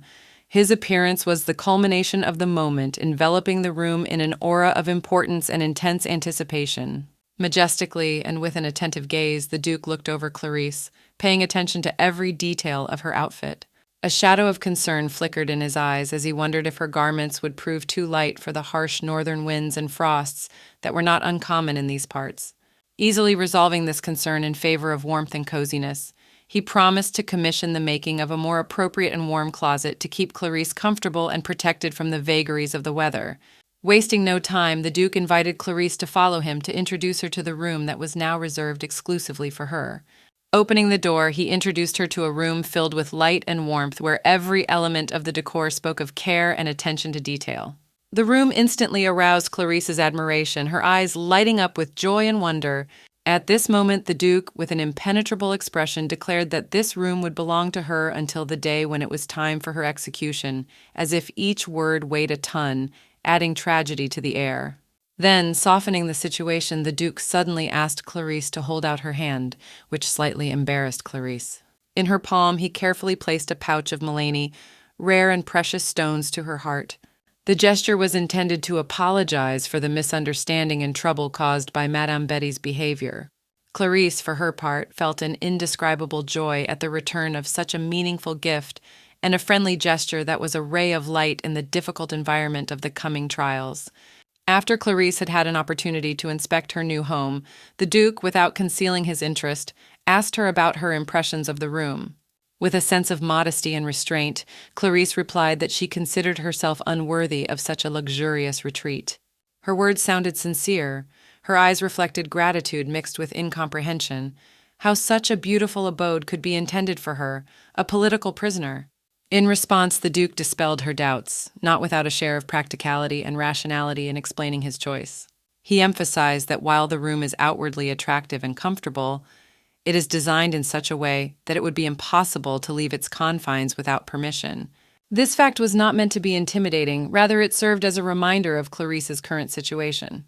The Duke went on to outline his vision that good living conditions help prevent rebellion and ensure the physical health of prisoners, resulting in a less tense atmosphere. Thus, he argued, there was no more appropriate place for a political prisoner than this room, designed not only to hold her, but also to provide her with decent living conditions while awaiting the decision of her fate. Evening had descended upon the world, enveloping it in peace and quiet. But for young Clarice, this moment was the pinnacle of her day full of events and experiences. She felt fatigue in every muscle of her body, for the day had been spent in a continuous bustle. She was surrounded by people who took her measurements, scrutinized her health, asked her questions as if she were the protagonist of an important event. Though such a pressure would have worn anyone down, Clarice found in these trials a source of joy and happiness. Her inner strength and inexhaustible optimism allowed her not only to endure all the stresses, but also to find a new purpose. Inspired by what was happening and the feeling of support from those around her, she reflected on her future. She had a dream in her heart to become the best version of herself, a role model, a source of pride for those who gave her support and kindness. This desire was not an easy whim. It had become a vow to herself, a vow she intended to fulfill despite all the difficulties. In one of these magical moments of determination and inner insight, Clarice performed an act full of symbolism and magic. She carefully poured out a handful of stones from her pouch, each one seeming to hold a piece of her hopes and dreams.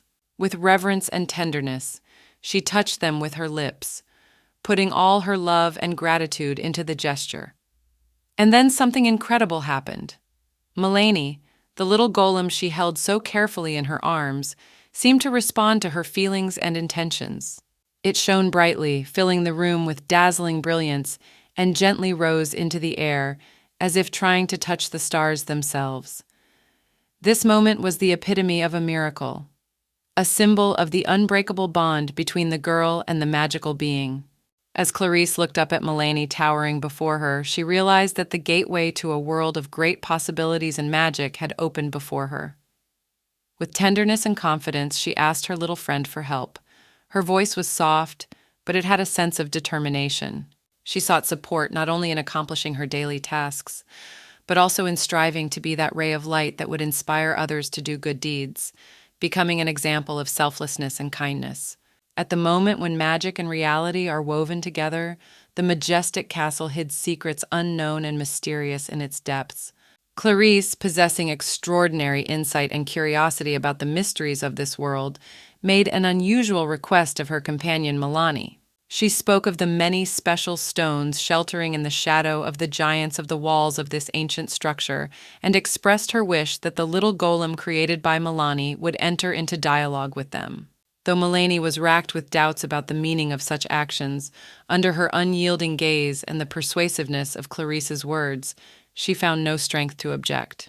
Clarice, on the other hand, found it an extraordinary pleasure to be within these walls, filled with history and magic.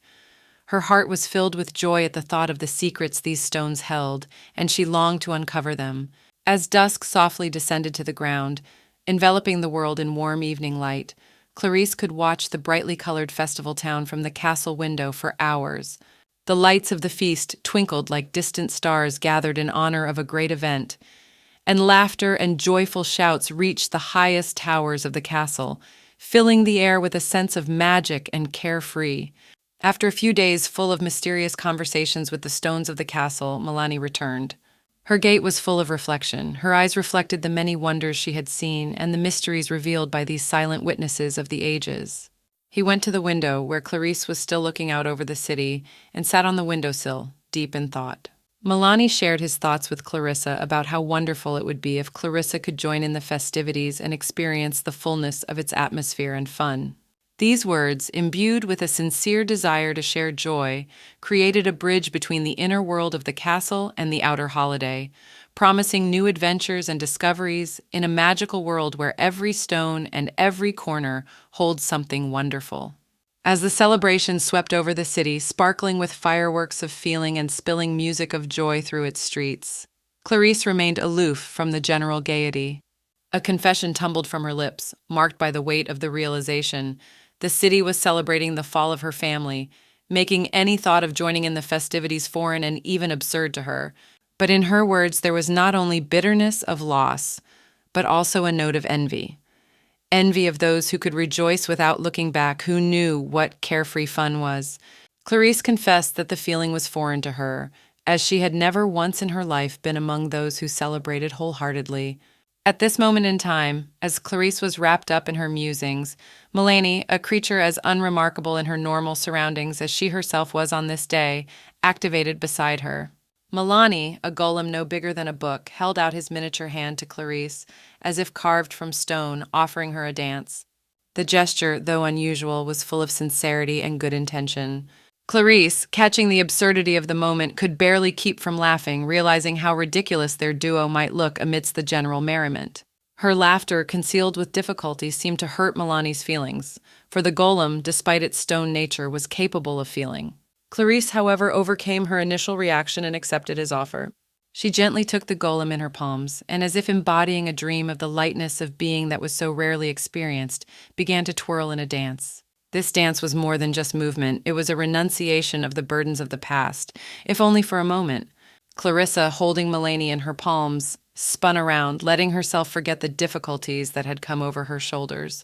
In this whirlwind of dance, temporarily forgetting her grief and loss, she found the tiny island of joy that she so desperately needed at this moment. In the magnificent halls, where the light of the celebration bathed every corner, creating an atmosphere of festivity and carefree, the Duchess remained aloof, immersed in her thoughts. Her constant brooding and her sudden decision to leave the ball without touching the merriment seemed to confirm the rumors that hung inexorably in the air of the halls. She was an icebox, incapable of warm feelings. Leaving the hall and stepping out onto the balcony, the Duchess was finally able to breathe deeply. The air was cool, and the cold night seemed a reflection of her own soul, seeking solitude in the midst of public merriment. At that moment, as she stood alone amidst the chill of the night, a warm cloak descended upon her. It was the Duke who, observing her departure, followed her to ascertain her welfare. His gesture was unexpected but extremely sweet. He offered her his blanket as if he wanted to warm not only her body but her soul as well. The Duke, noticing her fatigue, offered her a chance to retreat from the bustle of the ball, recognizing her right to privacy. There was an awkward silence between them, as if they were both searching for words that could express the depth of the moment. Confused by this unexpected intimacy, the Duke made a gesture toward leaving, wanting to leave the Duchess alone with her thoughts. Before he could retreat, however, the Duchess stopped him, for she had something to say. Her words of gratitude for the kindness shown to Clarice sounded sincere and warm, dispelling the coldness that seemed to envelop her until that moment. The apology for her maid's act of so cruelly treating Clarissa added a special sincerity and depth to the moment. This exchange of words not only dispelled the awkwardness between them, but also allowed them to see each other from a different angle, revealing new facets of their characters. On the softly lit balcony, where every object seemed imbued with history, the Duke stood before the Duchess, enveloped in an aura of seriousness. He began the conversation with a heavy confession, assuring that the incident did not concern the Duchess's personal guilt. His words sounded deliberate, reflecting an internal struggle and hinting at another underlying reason for his visit. Among the many thoughts swirling in the air, his attention was drawn to the documents discovered at Betty's arrest. These papers, like secret keepers, told of the Duchess's every move, as if an invisible observer were sharing her notes. The Duchess, realizing the gravity of the moment, expressed the request with some hesitation. She prayed that the events with Clarissa and Betty would not be known in her county, at least for a while. Her words sounded almost like impertinence, for she herself realized the exorbitance of her request. To her surprise, however, the Duke did not object. He gently agreed, adding that although the truth would sooner or later come out, he would try to keep it in the shadows for a while longer. A smile of joy and gratitude lit up the Duchess's face, reflecting her relief and appreciation for the understanding and support shown. This moment was a testament not only to the delicacy of the relationship between the dignitaries, but also to their ability to compromise and help each other even in the most difficult circumstances. Under the cover of night, as the starry sky spread over the world like a dark blue velvet blanket studded with sparkling gems, the Duke took his steps back toward his ancestral home. His heart still echoed with the memory of his wife's smile, so bright and sincere it could light up the darkest night. That smile was to him like a beacon in the sea leading him home, despite the inner turmoil and overwhelming embarrassment that possessed him to such an extent that he could scarcely keep his feet. The fault might have been the enchanting atmosphere of the ball, where the scent of wine and mystery lingered in the air, or perhaps a few glasses of fine alcohol, which he could not deny himself the pleasure of tasting. Suddenly, his faithful guard, always alert, suddenly stopped, noticing something ahead. The situation seemed alarming. The door of Clarice's room, the Duke's wife, stood open as if an invisible hand was inviting her to come inside. This was unusual and caused excitement, for Clarice had always been concerned for her safety and had never left her chambers so unguarded. The Duke, feeling the adrenaline begin to kick in his veins, cautiously made his way toward the open door. His hand, as if of its own volition, gripped the hilt of his sword, which was tapping against his side, ready to come to its master's aid at any moment. Entering the room, the Duke's heart stopped for a moment with shock.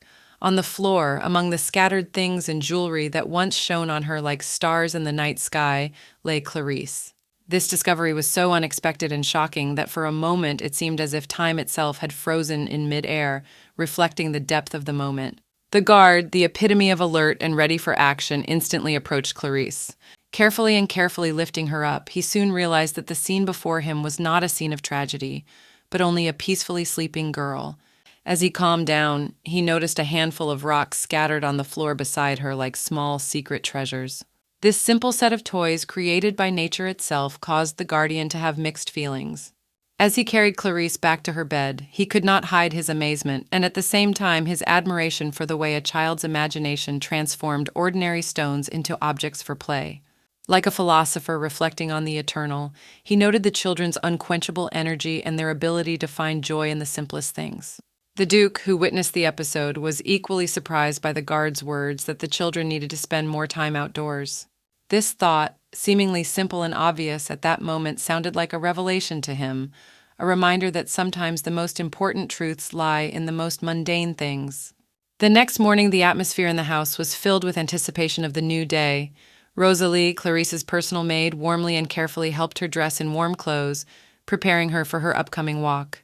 This ritual, performed with love and attention to detail, was not only a manifestation of care for Clarice's physical comfort, but also a symbol of the beginning of a new day, filled with hope and an opportunity for her to reconnect with nature, enjoy its beauty, and heal her soul wounds in the bosom of the magnificent landscapes that the world around them so generously provides. Quentin, watching Clarissa as she prepared for her walk, could not hide his admiration. In his eyes, Clarice seemed sweet and defenseless, like a bunny that catches the eye with its spontaneity and purity. However, realizing that such thoughts might seem inappropriate in the Duke's presence, he decided to remind Clarice of the gratitude she owed the Duke. After all, it was the Duke who had started the night's fuss, ordering warm clothes to be made for her so that her walk would be comfortable and pleasant. The Duke, on the other hand, expressed his permission for Clarice to walk, emphasizing the importance of maintaining both physical and mental health.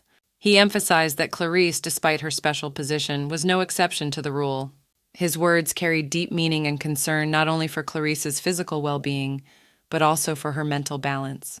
In response to his statement, Clarice, full of enthusiasm and appreciation, affirmed her willingness to try to live up to these expectations. Thus, in this simple exchange of remarks, a deep care and understanding between the characters was hidden. The Duke, showing his care for Clarice, did so not only through material signs of attention, but also by supporting her desire to be free, even in such small pleasures as a walk. The moment Clarice, expressing curiosity, inquired about possible entertainment outside, the atmosphere was filled with anticipation. The Duke, majestic in his presence, admitted that he himself found himself confused before such a request. Finding no answer in his musings, he sought Quentin's advice as the only one in their company who had had a fulfilling childhood. Quentin, with his playful spirit and invaluable knowledge of all things street fun, came up with an idea that inspired everyone: make a snowman and have a competition with other kids to see whose snow giant would be bigger. The Duke, taking the idea with enthusiasm, did not fail to announce that Clarice would represent the mansion in this creative and athletic competition. Despite the weight of the responsibility placed on her shoulders, Clarice accepted the challenge with unbreakable determination. It was clear to her that this was the perfect opportunity to express herself and show her gratitude for the boundless kindness and care shown to her. With these thoughts filled with determination and enthusiasm, she and her faithful guardian Benson went to the street where cheerful children were already beginning to gather, ready for competition and fun. The moment the Duke's grim words about Clarice, branded with the mark of a sinner, resurfaced in Benson's mind, he felt an inner turmoil. These words seemed to him extremely cruel, and suddenly his eye caught the image of Clarice, who with nervous excitement began her descent down the stairs. In an attempt to ease her way, Benson offered his assistance, offering to lower her in his arms as befitted a true gentleman. Clarice, however, showing remarkable determination and independence, declined his offer, saying that she could make the journey on her own. As soon as she reached the base of the stairs, her eyes opened to the snow-covered courtyard that appeared before her in all its winter glory. The shimmering whiteness and purity of the new snow seemed truly amazing to her, awakening joy and exhilaration in her soul. Despite all her cares and worries, Clarice couldn't resist the temptation to run in the fresh snow, feeling its crunchy texture beneath her feet. These moments of carefree joy were like a breath of fresh air in her complicated life. Soon, however, reality reminded itself, and Clarice remembered the important task that had been assigned to her by the Duke. This assignment was not just a task that required her to do, but symbolized more than that. It was a chance to prove her loyalty and value to the estate. The Duke commissioned her to create a snowman that would not only be a decoration for the winter courtyard, but also a reflection of the beauty and grace of the estate itself. From now on, Clarice realized the importance of this moment, knowing that this snowman was to be the embodiment of those high ideals and values that the Duke wanted to see in every corner of his domain. Suddenly, in the heart of winter magic, Clarice faced an unforeseen conundrum. She realized she had no idea how to create a snowman. This discovery left her pondering whom to turn to for advice in such an unusual case. And then, seeking an answer, she approached the majestic wall of the castle, as if seeking its support in her ignorance. Turning to the castle wall with a question, it was as if she was expecting a miracle, and the miracle happened. The castle wall, coming to life before her, spoke, curious as to whether Clarice was the very prisoner whose name was on the lips of all the inhabitants of the estate. This moment was like magic, a conversation with the castle itself, which held many secrets within its walls. And then, as the dialogue reached its climax, a small knight appeared out of nowhere, as if materializing out of thin air. This unexpected character, as if stepping out of medieval legends, expressed his bewilderment at all the hustle and bustle that had ensued since Clarice's arrival at the manor. The little knight, with undisguised reproach in his voice, declared that he had no intention of assisting a prisoner of war who he thought might be plotting an escape. Those words resonated in the air, filling the moment with tension and uncertainty.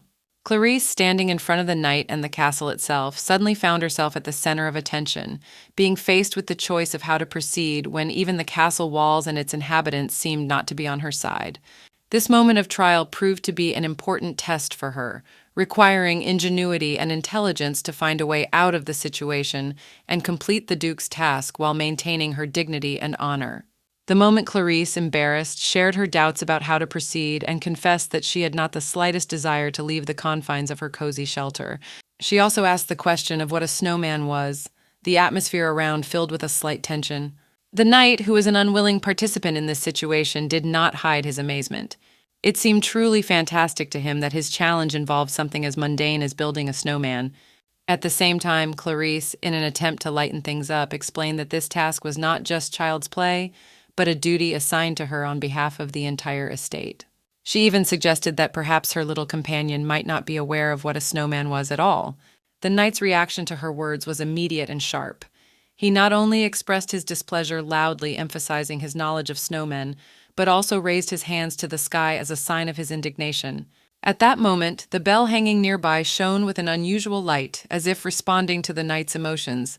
He solemnly announced that the ringing of the bell would surely attract the attention of the guards, who would not allow Clarice to walk freely around the grounds. However, despite all the warnings, the bell rang surprisingly quietly, barely reaching the ears of those around him. The guards who were nearby and witnessed this little incident did not pay much attention to the sound of the bell, writing it off as an accidental mistake. Their reaction only emphasized the absurdity of the situation in which the characters found themselves and added a touch of lightness and comicism to the story despite the apparent seriousness of what was happening. After a brief but tense conversation in the cold, the knight, making no secret of his irritation, firmly ordered Clarice to return to the manor immediately. Obeying his instruction, she found herself sitting in the warmth and comfort of her chair. Seeking solitude and understanding, Clarice turned to the inner wall of the house, which, as if magically, responded to her call. Bright sparks flew out of it like a gateway to another world, heralding the arrival of something unusual. And indeed, a little maid appeared from the wall, as if she had come from the heart of the house, ready to share her knowledge and stories. Clarice, after sharing her recent experience of meeting the knight, discovered that the little maid had information that could shed light on the knight's behavior and feelings. With warmth in her voice and a look that had seen much over the years, the maid revealed that the knight who was the subject of their conversation was one of the city's most loyal defenders. Its history goes deep into the past, far beyond the times when most of the estate's stones had not yet been laid. But with the disappearance of the magic that once filled the air and earth, it seemed that the knight himself began to fade as well. His strength and pride, once shining as brightly as the sparks from the wall, gradually diminished, leaving him in the shadows of misunderstanding and oblivion. Gradually, the knight, who had once been a symbol of hope and protection, came to be seen as useless, and his role and importance in the city began to be questioned. This loss of meaning and direction affected him deeply, leaving wounds on his soul and heart that were no less painful than the physical injuries. It was this struggle to find a new place in a world where magic had become more of a memory than a reality that made his behavior so complex and contradictory.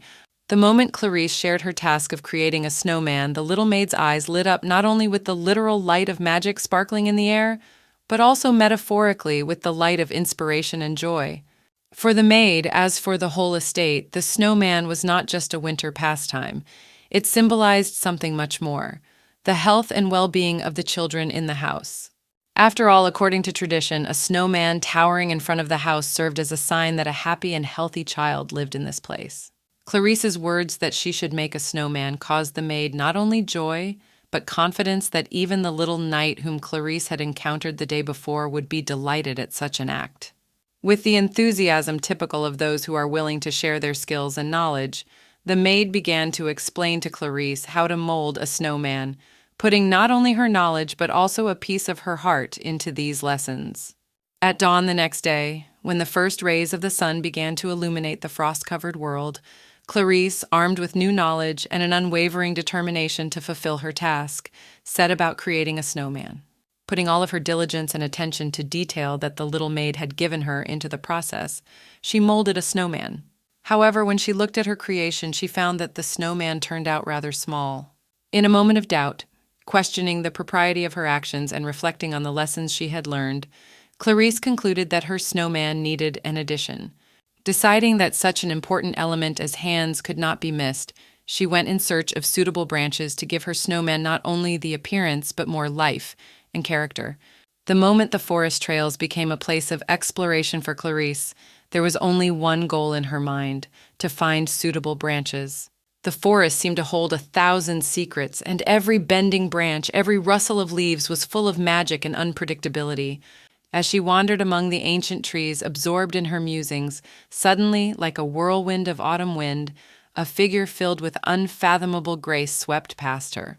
It was the Duchess, whose beauty made Clarice's heart swoon with delight.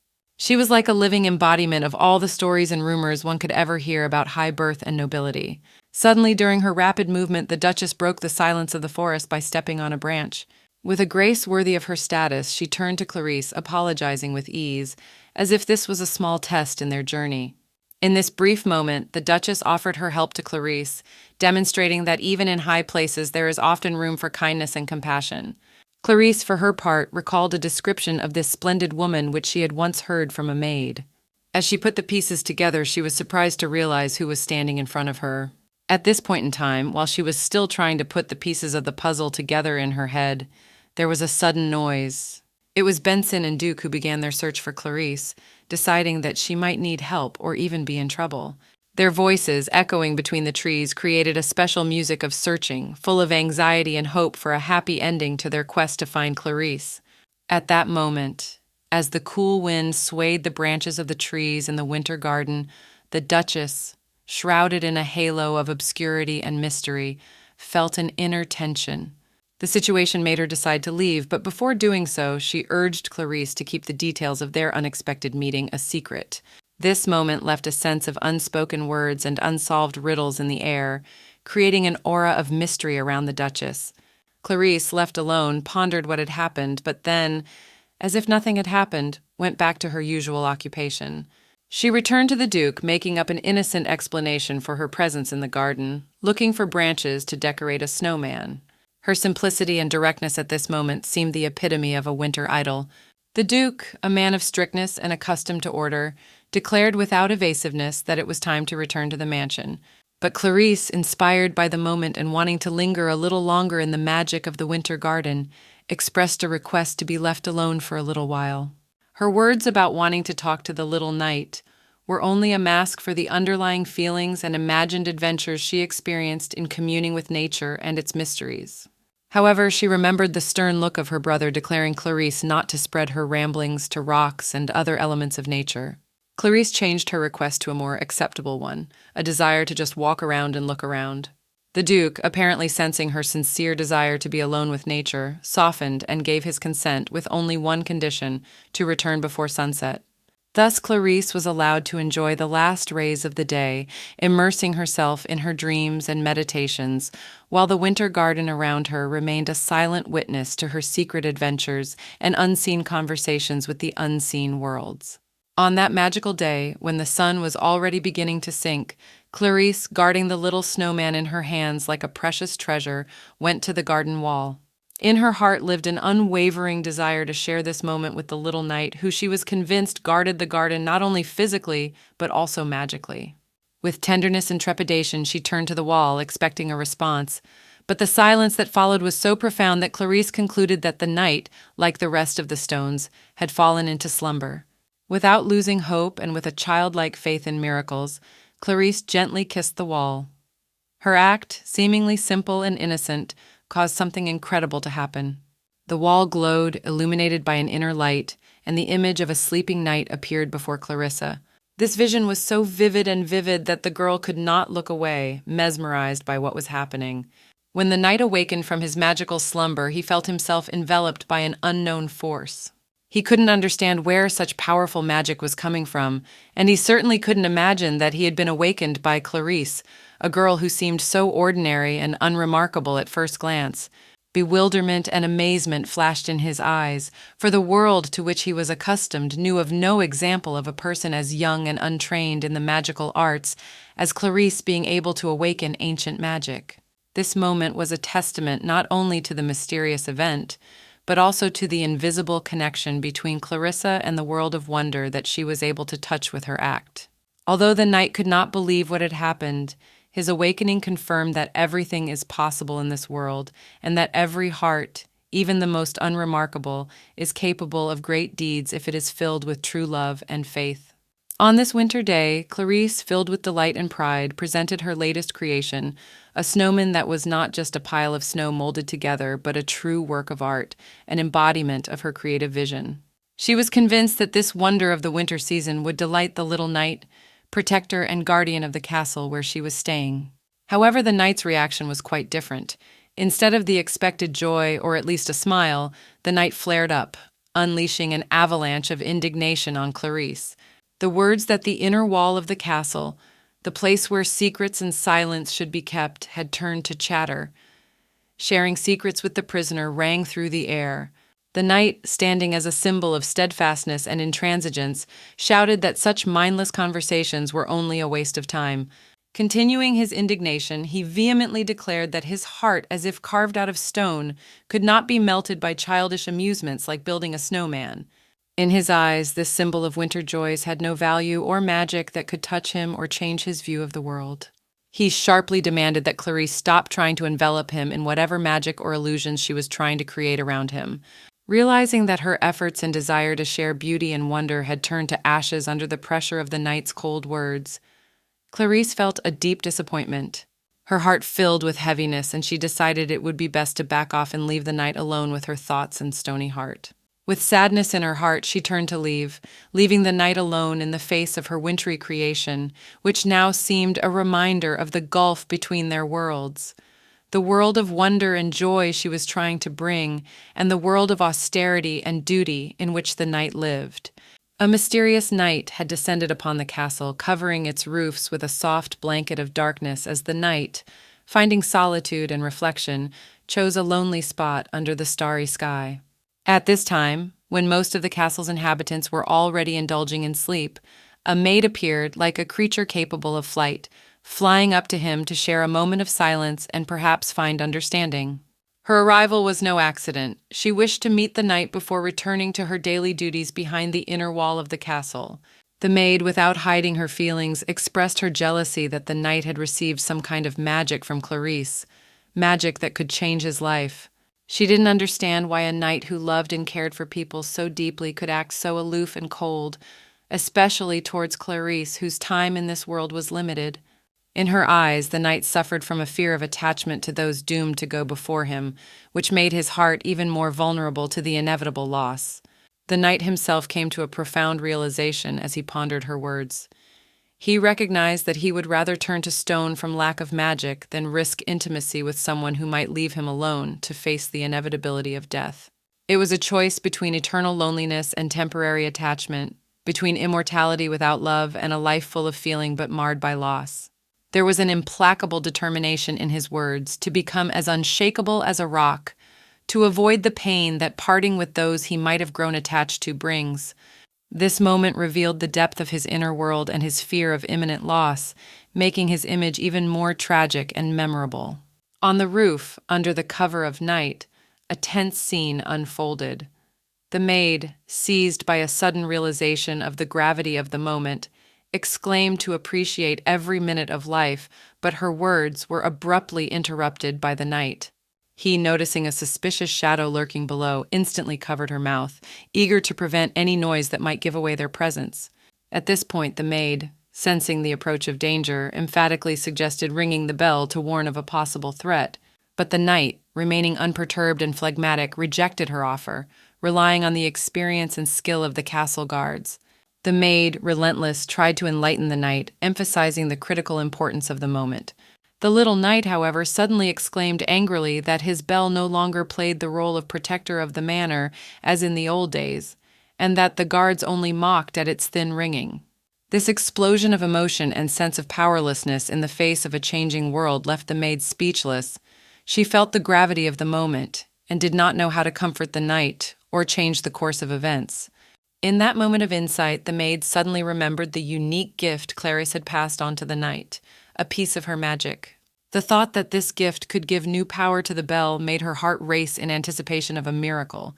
Perhaps if we use this magic, the bell will sound as powerful and imposing as in its former glory days, gathering all the guards and filling their hearts with determination and courage. There was a spark of hope in this idea, that even in the darkest of times there was a way to resist the darkness, armed only with willpower and an unbreakable faith in miracles. In one beautiful, uncertainty-filled moment, the little knight, gripped by a mixture of determination and uncertainty, rose abruptly to his feet. After a brief but intense discussion with the maid, he finally found the strength to accept her wise counsel. With a look of determination in his eyes, he headed for the ancient bell, a symbol of summons and warning, standing in the center of the manor. His hands, despite his outward smallness, were full of determination as he demanded the bell to ring twice, hoping to awaken the echoes of long-forgotten times. However, to his great disappointment, the bell remained motionless, as if ignoring his demand, rejecting his call. This silence was a heavy blow to the knight, plunging him back into the abyss of depression, into a world where hope seemed only an illusion. But then, just when all seemed lost, the air shuddered with a sudden, deafening ringing. That sound was so powerful and pure that the knight couldn't remember the last time he had heard something like that. The maid who witnessed this miracle could not hide her delight. Her face lit up with joy, while the knight remained speechless with amazement. For the bell, faithfully silent until that moment, not only sounded, but also emitted light, filling the space around with a warm and comforting glow. Meanwhile, the Duke, hearing this unforeseen ringing that rang through the corridors and halls of his vast mansion, remembered long-forgotten but important instructions.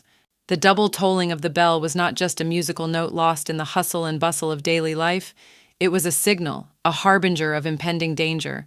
An alarm flared in his heart at the thought that Clarice, his dear prisoner of war, might have been involved in this mysterious situation. Without the slightest hesitation, determined to act, the Duke headed out into the unknown to see for himself the safety of the mansion and its inhabitants, ready to come face to face with what awaited them beyond its walls. That night, as darkness enveloped the land, absorbing every rustle and movement in its endless shadows, the Duke prowled the grounds of his mansion like a shadow. He knew that among all the entrances and exits of his domain, only the back entrance remained not as secure as he would have liked. It was there, amidst the rustles of the night and the whispering of the wind, that a sight worth noting came into his view. In front of him, trying to stealthily climb the fence, was an intruder. The scene was shaping up to be almost comical, as the unfortunate intruder's clothes got ridiculously snagged, making the situation look like a clumsy circus act. The Duke, whose patience had been exhausted by this night's adventure, decided it was time to put an end to the spectacle. With dignity and determination, he turned to the stranger, shortening the distance between them. Stepping closer at the moment when the moonlight spilled over the intruder's face like an ally, revealing his identity, the Duke stopped, amazed at what he saw. This was no brigand, no villain seeking his wealth or secrets. Before him stood the Duchess, a woman whose grace and dignity had always been an integral part of her image. But the moment she tried to free herself, her clothes failed and there was the sound of ripping fabric. With surprise and loss of balance, she fell right on top of the Duke, creating pictures full of awkwardness and genuine emotion. This unexpected turn of events took the Duke by surprise, leaving him in a state of mixed feelings. On the one hand, relief that the intruder was someone familiar and dear, and on the other, excitement at the sudden proximity of their bodies. So in the dark of night, under the carefree light of the moon, a new page of their history began, full of unexpected turns and discoveries where every moment could be the beginning of something great and unpredictable. The moment the Duchess's face was colored with bright shades of embarrassment and shame, she hastened to free herself from the embrace of her consort, the Duke, whose hands seemed to hold her gently but firmly. Her attempt to get rid of the unexpectedly heavy touch was a failure. With a too sudden movement, she lost her balance, and despite her noble efforts to maintain firmness, the Duchess found herself on the floor, feeling a sharp, painful blow. As a consequence of the unfortunate fall, she suffered a bruise that was instantly recalled by a growing pain sensation and a visual change in her leg, which quickly began to swell. The Duke, suddenly feeling a wave of care and responsibility for what had happened, picked up his wife in his arms and carried her into the room as if she were light as a feather. He laid her carefully on the soft bed, trying to exercise the utmost care and attention to her condition. Then, with concentration and care, he began to examine the injured leg, whose swelling was clear evidence of the need for immediate treatment. Realizing that special medication would be needed to alleviate her condition, the Duke hurriedly went to his room to get the necessary remedies, leaving the Duchess alone. Alone, immersed in thoughts of the Duke's unexpected show of concern, the Duchess suddenly realized that the door connecting their rooms had all along gone unnoticed by her.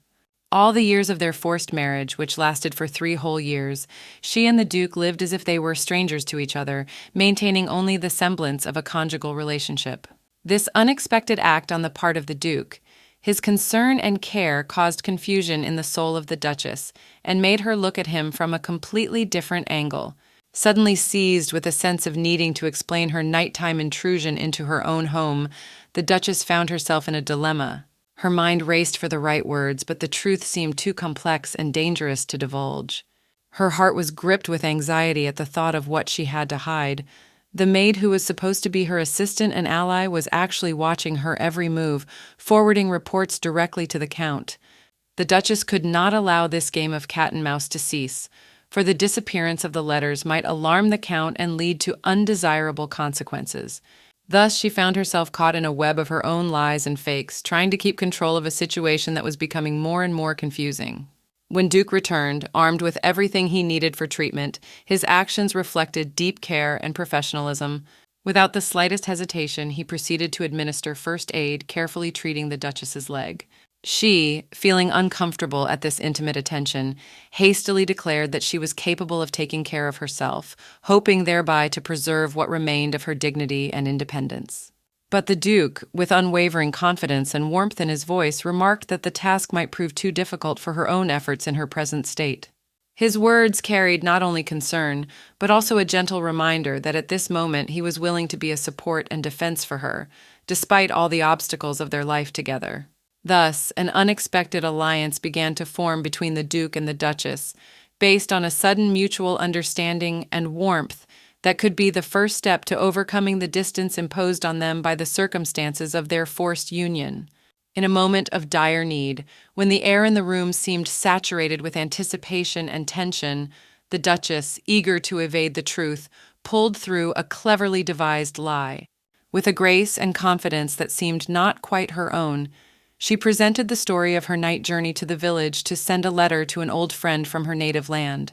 Her words were met by the Duke with unwavering calmness and, to her considerable relief, were accepted without further question. At that moment it seemed to the Duchess that she had been able to cheat fate, though deep down she felt remorse for her lie.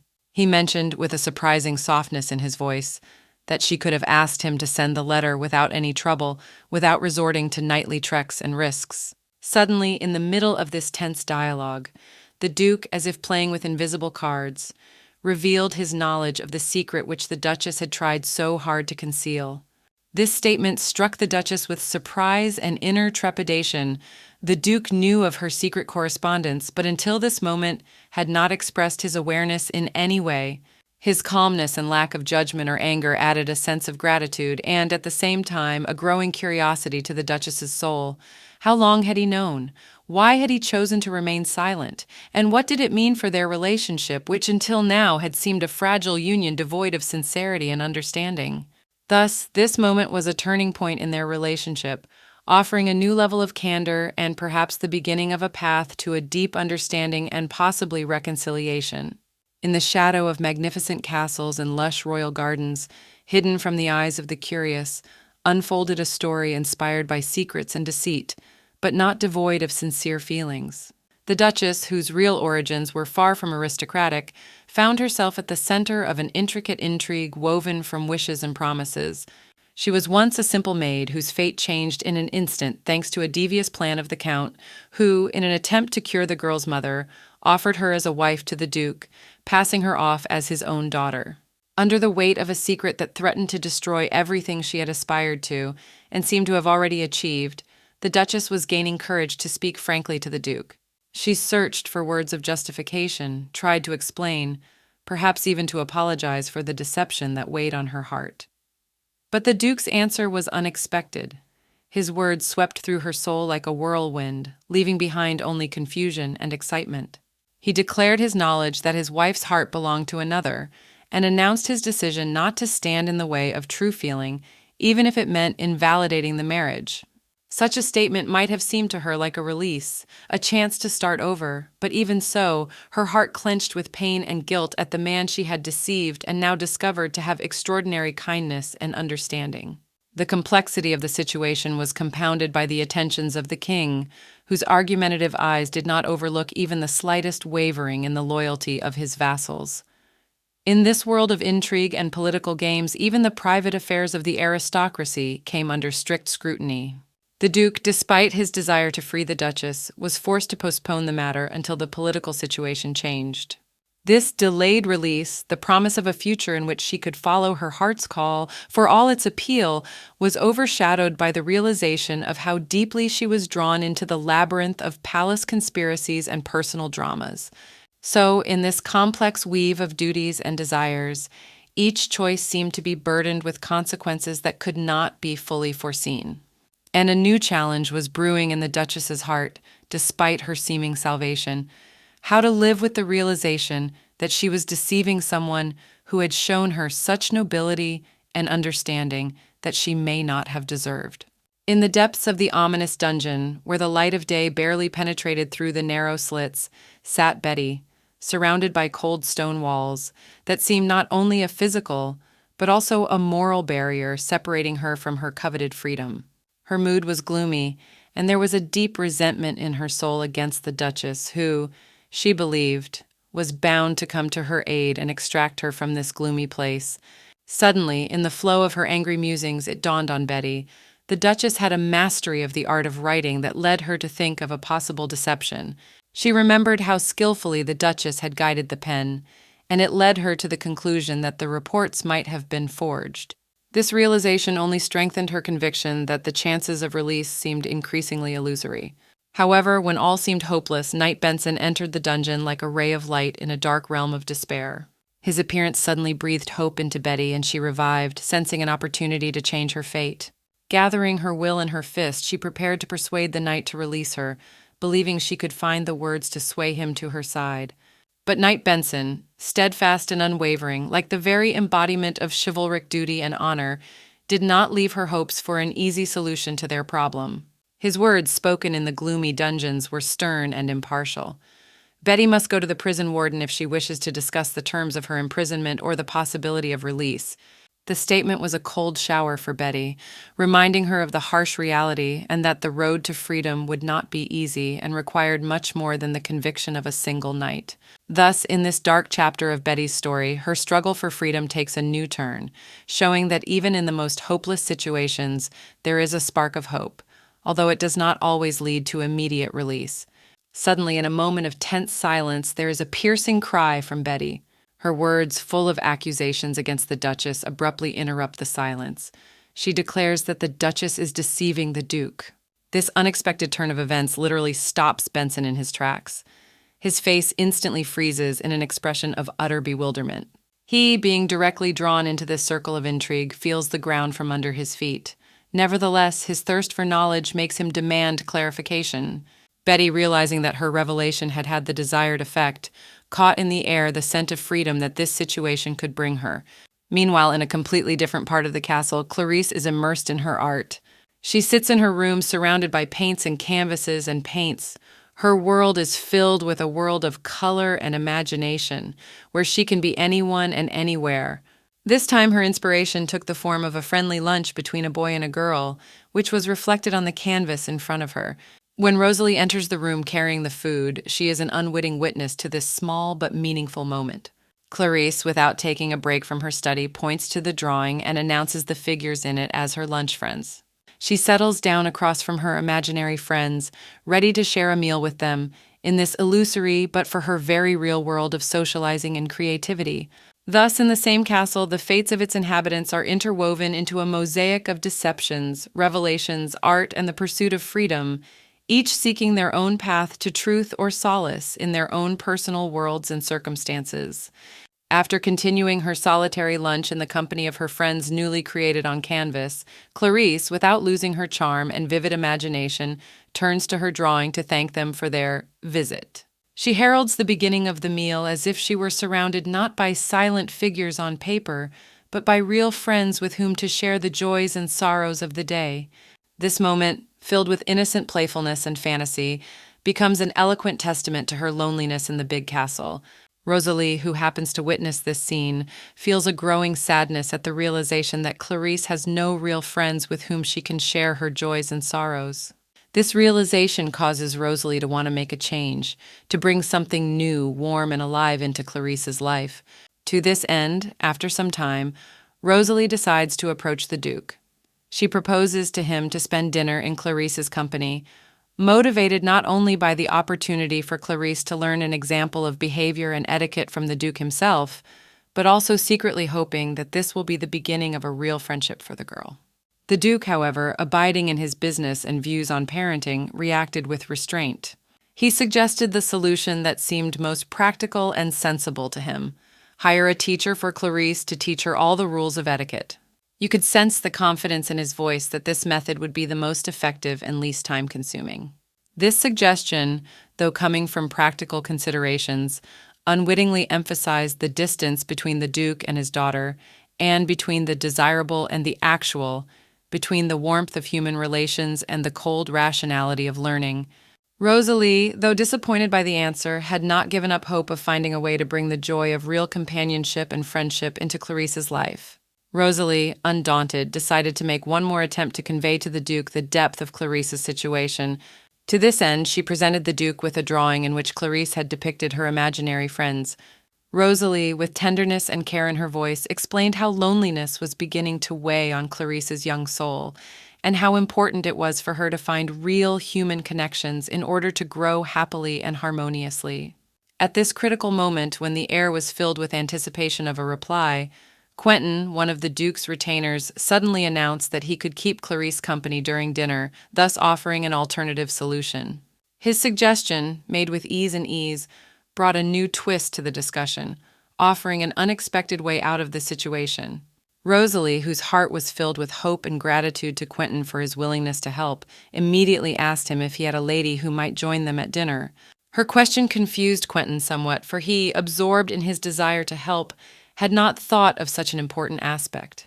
Rosalie, on the other hand, skillfully pointed out that the friends drawn by Clarissa were depicted as a couple, thus emphasizing the importance of having both male and female company to create an atmosphere of true companionship. Unfortunately, Quentin was faced with a problem. He didn't have a suitable candidate to bring her to dinner. This unexpected twist jeopardized the whole plan. The dream of Clarice finding friends and escaping loneliness seemed distant and unattainable again. That evening, when the twinkling stars were just beginning to show themselves in the firmament, Rosalie exchanged glances with the Duke in which there was so much expression that words would have seemed superfluous. Rosalie's deep gaze, full of determination and subtle reproach, left the Duke no choice. His gaze, at first full of doubt and hesitation, was suddenly transformed into a peaceful humility before her quiet strength. The next day, under the scarlet dawn that colored the sky with warm hues, the Duke and the Duchess, stately in their noble splendor, invited Clarice to join them for dinner. At this momentous occasion, the Duke, after presenting his wife with dignity, gave her the name of Acella, pronouncing it tenderly, as if it were the very embodiment of tenderness and care. Clarice, filled with awe at such an invitation, bowed gracefully to Acella, showing the courtesy and respect that was hers. Her face lit up with a smile, for it was a great honor to dine with the ducal couple. She carefully pretended it was their first meeting, masterfully hiding her familiarity with Acela. The excitement of the upcoming dinner vibrated in the air, promising Clarice an unforgettable evening.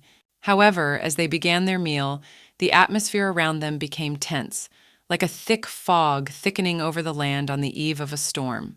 This feeling of awkwardness slowly spilled over the dining room, making everyone present feel its weight. Despite the elegance of the food and the gleam of silver, conversation flowed with difficulty, like an icy river that had encountered an insurmountable obstacle in its path. And so, when the tension was at its height, when the air seemed saturated with harbingers of imminent change, Benson appeared at the door. His sudden appearance was a spark that could change the course of events in an instant, adding a new chapter to this evening's story. When Benson entered, the atmosphere of the tense dinner had reached its climax. In his presence, like a whirlwind, a flood of new information was unleashed that overturned the perception of current events. Betty, a woman whose loyalty and sincerity had never been questioned, burst into a flood of revelations, declaring that Acela, presented as a member of high society, was in reality nothing more than a common servant whose presence here had been carefully planned by the Count for the purpose of infiltrating the ducal household. With words that heightened the atmosphere even more, Betty continued her story, claiming that she, full of good intentions to reveal the truth to the Duke, had been treacherously sent to the dungeon on Acela's orders. Now turning to Benson, she begged for her release, or at the very least for Acela to be put under surveillance to prove Betty's innocence and expose Acela's intricacies. Benson, faced with this tangled web of accusations and requests, was affected by Betty's words. His gaze, now filled with a new understanding of the situation, slid between the Duke and Acela, searching their relationship for confirmation of the story he had told. He couldn't deny that there was a coldness between the Duke and Acela that was unbecoming of a warm and intimate relationship, which only confirmed Betty's words. Benson, absorbed in thinking and trying to make sense of this tangle of intrigue, found himself drawn into a story where truth and falsehood were intertwined so closely that it was almost impossible to distinguish between them. As the aristocratic dinner reached its climax, Benson found himself seized with bewilderment. He could not understand how it could be that the Dukes preferred to maintain silence instead of exchanging conversation. The silence around him seemed unbearable, especially when he noticed the tension gripping Clarice. It was as if she were a statue, graceful but lifeless in these moments of silence. Acela, for her part, could not remain indifferent to Clarice's apparent discomfort. With concern in her voice, she turned to the girl, clarifying if she was having trouble with her steak. This act of attention seemed to breathe life into Clarice. Her response was determined and animated. She confidently declared that she could handle the meal without leaving a crumb behind. That moment was the first ray of light in the hitherto reigning darkness of the dining room. Determined not to stop there, Clarice tried to dispel the gloomy atmosphere by bringing up a topic of conversation. Boldly, but with subtlety, she offered to discuss something that went beyond mere gastronomic preferences, trying to interest her interlocutors.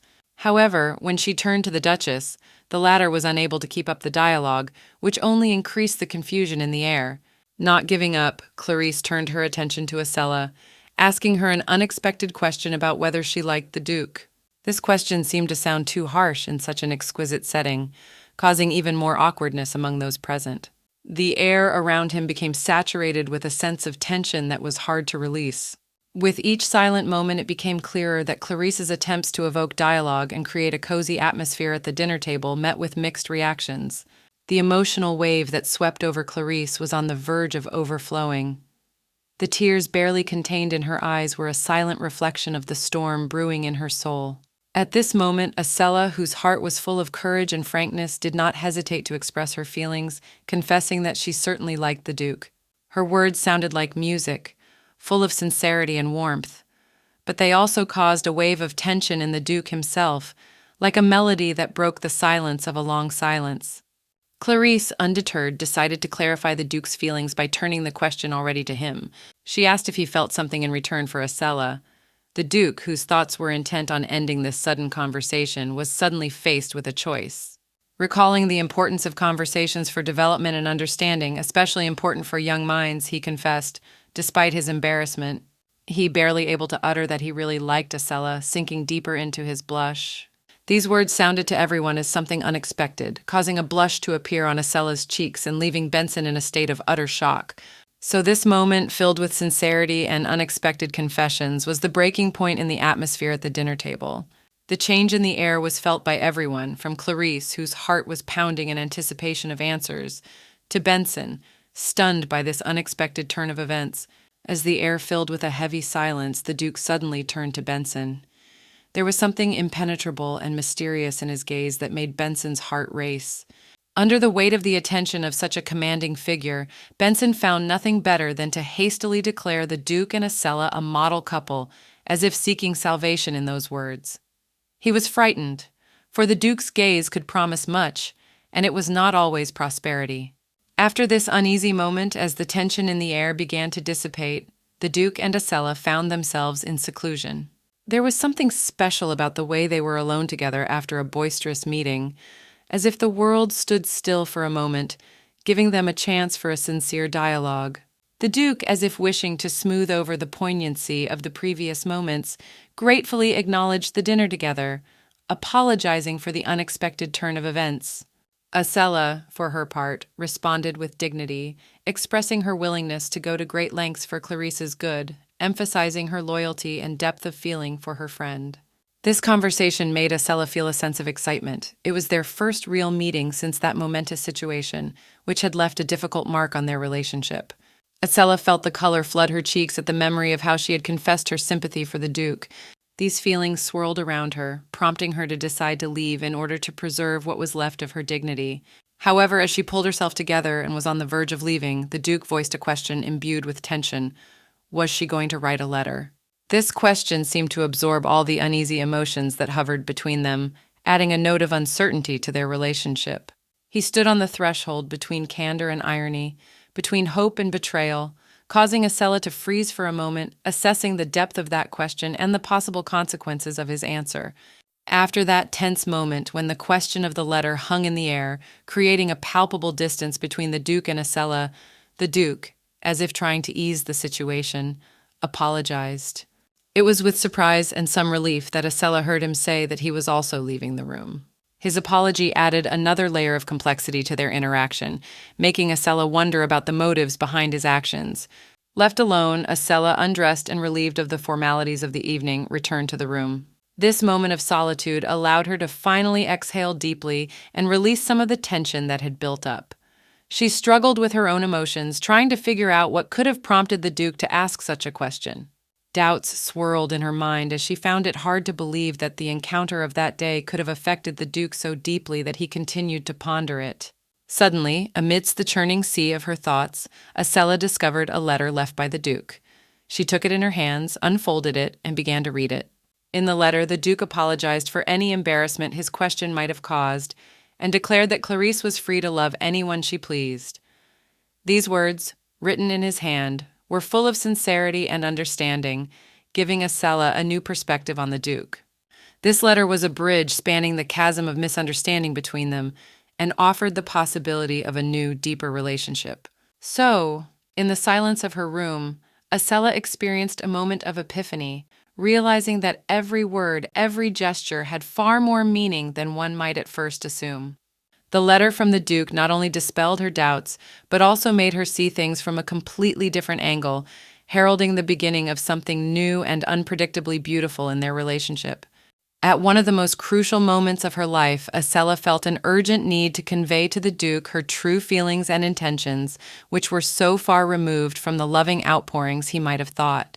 She hastened to compose a letter in reply, giving the gist of what had happened that day, when the letter she had sent contained nothing that could be construed as a declaration of love. Having finished her message, Acella walked to the Duke's door with great uncertainty and excitement, holding the letter like a shield that could protect her from any misunderstandings that might arise between them. Standing in front of the door, however, she felt paralyzed by her inability to reach out and knock. Doubts and fears struggled inside her, but eventually courage took over and she knocked lightly. As she waited for a response, Acella turned her attention to her outfit for the first time since leaving her room. Her gaze slid over her own figure, and she realized with horror that she was standing in front of the Duke's door in her nightgown, which added to her anxiety and fear of looking out of place and ridiculous at such an important moment. But it was too late to change anything. The door slowly swung open, and she found herself face to face with the Duke. At the last moment, trying to maintain control of the situation and somehow fix her somewhat comical attire, Acella promptly slipped the letter into the gap between them, trying to shift the Duke's attention from her appearance to the content of the message. She hoped that the words she put down on paper would be able to cover the entire embarrassing moment of their meeting and help her regain the lost understanding between them. Unable to meet her eyes the moment the door slowly opened before Acella, the Duke, with amazement in his eyes, accepted the letter from her hands. His first words broke the silence, stating that he hadn't expected to get any response from her at all, which only added to the tension in the air. Acella, whose heart was racing in anticipation of his reaction, hastily explained that although their union might have looked like a marriage of convenience, she was anxious to avoid any misunderstandings between them. Her words carried the importance of clarity and transparency in their relationship, even if it was built on agreement rather than love.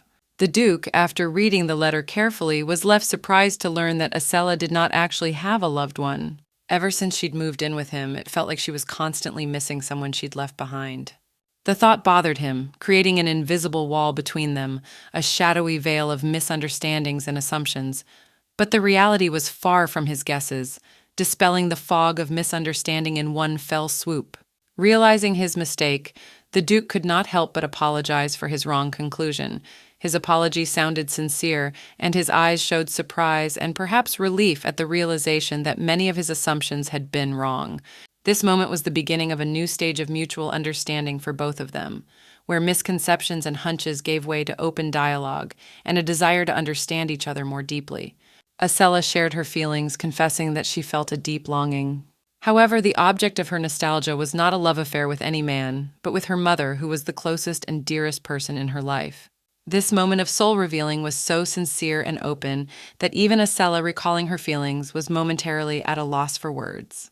She paused, suddenly realizing that perhaps the Duke might not be in the mood for this kind of candor and that her personal experiences might seem inappropriate and insignificant to him. However, the Duke's reaction was completely unexpected. With tenderness and understanding in his voice, he expressed his concern for her feelings, assuring Acella that her mother certainly felt and appreciated her love, even though the distance between them was great. Such words made Acella smile, a smile that hid behind a surge of warm feelings and appreciation for her husband. At that moment, she saw in him not only a strict and unapproachable Duke, but also a genuinely caring person capable of support and sympathy. Suddenly, the question Clarissa had asked earlier surfaced in her thoughts, which made Acella wonder about her true feelings for the Duke. With this new revelation that there was more than just a formal relationship between them, Acella felt confident that the Duke was indeed attracted to her not only as a person, but as a man. This realization was a revelation of sorts for her, adding a new dimension to their relationship and allowing her to look at her life partner in a new way. In the early morning hours, when the first rays of the sun were barely beginning to break through the thick clouds, enveloping the snow-covered forest around the castle with warm light, the Duke stood at the window of his study, drowning in thought. His gaze slid over the snow-white treetops, reflecting the purity and tranquility of the winter morning. On the previous evening, amid the quiet and solitude of his chambers, he had discovered on the table a letter from Acella that carried warmth and sincerity. In these lines, she expressed her gratitude for his attention and willingness to listen to her, and confessed that communication through letters gives her a special pleasure. These words made the Duke feel a slight confusion and at the same time joy at the realization that it was he who had initiated such an unusual but extremely intimate way of communication. His musings were interrupted by Benson, his faithful servant and counselor, who announced from the doorstep the arrival of applications from knights wishing to take leave. This moment reminded the Duke that the year was drawing to a close, something he, absorbed in his own thoughts and concerns, had temporarily forgotten. This realization suddenly awakened in his heart a desire to celebrate the coming end of the year with Acella, to create a holiday for her that they could remember. Now, standing at the window and gazing out into the forest, sleeping peacefully beneath the snow, the Duke pondered the preparations for the feast. He wanted to make it a truly special time for both of them, so that every moment of their celebration together would be filled with warmth and joy. In his head began to arise various ideas about how to decorate the castle, what dishes to serve on the festive table, and what entertainment to organize to make this holiday unforgettable for them. The Duke realized that such a move would bring them even closer together and give them the opportunity to create new happy memories that would warm their hearts on cold winter evenings. Clarice stood on the threshold of the majestic castle, under the heavy gaze of the Duke staring at her heart pounding so hard that she thought the whole world could hear it. Embraced by an ocean of excitement and speculation as to what reason the magnanimous Duke might have for requesting her presence, she endeavored to gather her thoughts and emotions together as she stood subtly but reverently at the door to his study. When the door opened and the Duke gestured affectionately to invite her inside, his attentive gaze and calm voice questioning her well-being only heightened her excitement. Clarice tried to give away her daily self-care routine, including her efforts to take care of her teeth and her commitment to a healthy diet, with an explosion of unexpected words. Suddenly changing the subject, the Duke, radiant with nobility and grace, broke the news of an upcoming trip to the North Wall, where a kaleidoscope of fireworks explodes every year, lighting up the night sky with unprecedented colors. It is a place where time seems to stand still, and the beauty of the night spectacle makes the hearts of the spectators beat in unison with the flashes of light. And so Duke Clarice's offer to accompany him and Acella to this festival made her world turn upside down. Happiness and surprise, mixed with a slight note of disbelief in her own ears, made her heart beat even harder with excitement and joyful anticipation of the adventure that awaited them. The Duke's gratitude for her agreement to be a part of this journey sounded so genuine that Clarice felt truly important and meaningful. She realized that traveling with the Duke and Acella would be unlike any previous adventures. But it was equally important that the Duke, a man whose life was interwoven with duty and obligation, felt a slight uneasiness at the thought of a long journey only in the company of Acella. This sense of awkwardness, however slight but palpable, highlighted his human side, making his image even deeper and more multifaceted. In a cozily furnished study, where every object, be it an ancient book or an exquisitely crafted vase, carried echoes of history, a serious conversation between Quentin and the Duke was unfolding. They were touching with deep attention and marked concern on a matter that had recently troubled not only them, but the entire world of magic and politics. The essence of the dialogue concerned the unusual initiative of the Circle of Mages to conduct a comprehensive study of the golem, whose unexpected collapse occurred simultaneously with the death of its owner. This event led to a tragedy in which a monarch was lost, shaking the fundamental foundations of the relationship between the crown and the magical community. Burdened by the weight of responsibility and the consequences such a study might entail, the Duke expressed his hesitation and uncertainty about authorizing this delicate undertaking.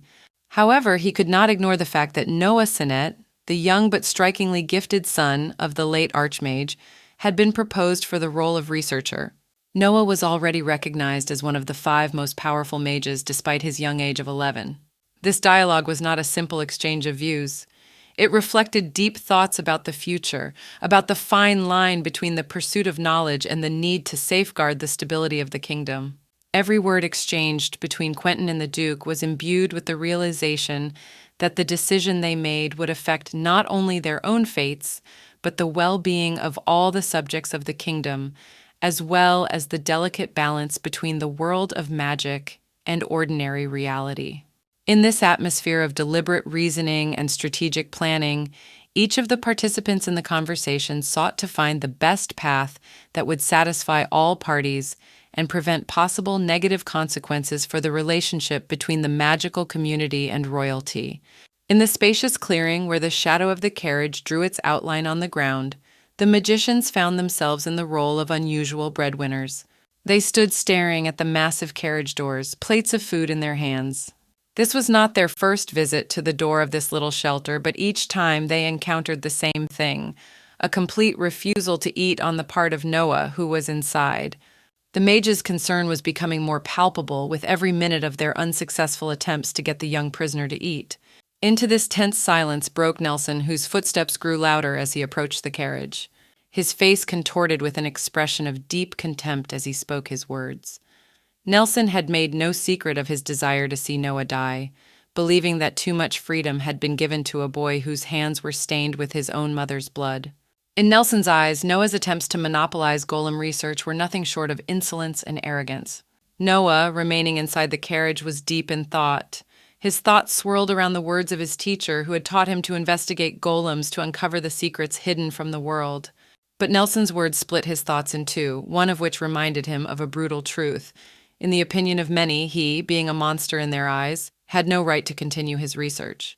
Noah's inner struggle reached a climax when, as if seeking to free himself from the chains of accusations and restrictions, he threw the red stone out the window with fortitude and desperation.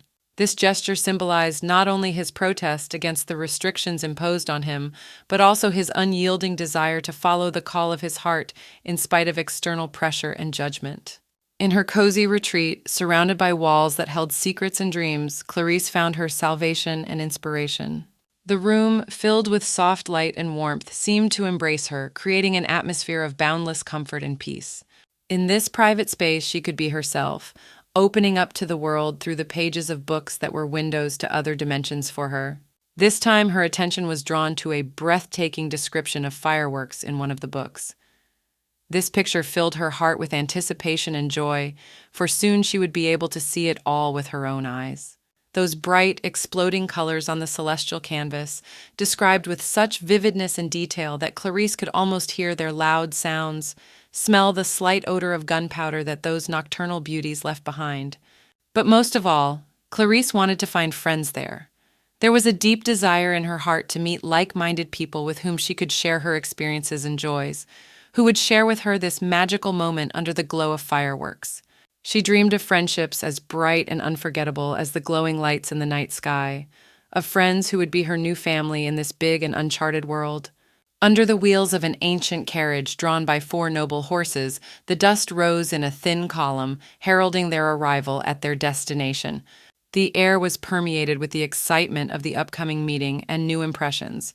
When they stopped, the majestic northern tower, surrounded by mystical splendor and mysterious beauty, appeared before the passengers. Clarice herself could not hide her admiration. Her eyes sparkled, reflecting the bright colors and patterns of the ancient walls, which seemed to tell unknown stories of bygone eras. Benson, the faithful servant and protector, showing care and foresight, took Clarice gently in his arms. The ice-covered ladder of the carriage was a definite danger, but his strong arms carried her lightly and gently to solid ground, where she could once more feel the certainty beneath her feet. Another little drama was unfolding beside them. The Duke, noble and stately, had offered his hand to Acella. Her reaction was immediate and ambiguous, embarrassment intertwined with gratitude as she accepted his help. This moment was a poignant display of attention and respect that could grow into something more in the future. Clarice, who didn't miss an opportunity to express her observations, was delighted to note the sparkling chemistry between the Duke and Acella. Her words, filled with genuine surprise and joy for her friends, caused them confusion. It was like the play of light and shadow when the rays of truth break through the veil of doubt and uncertainty.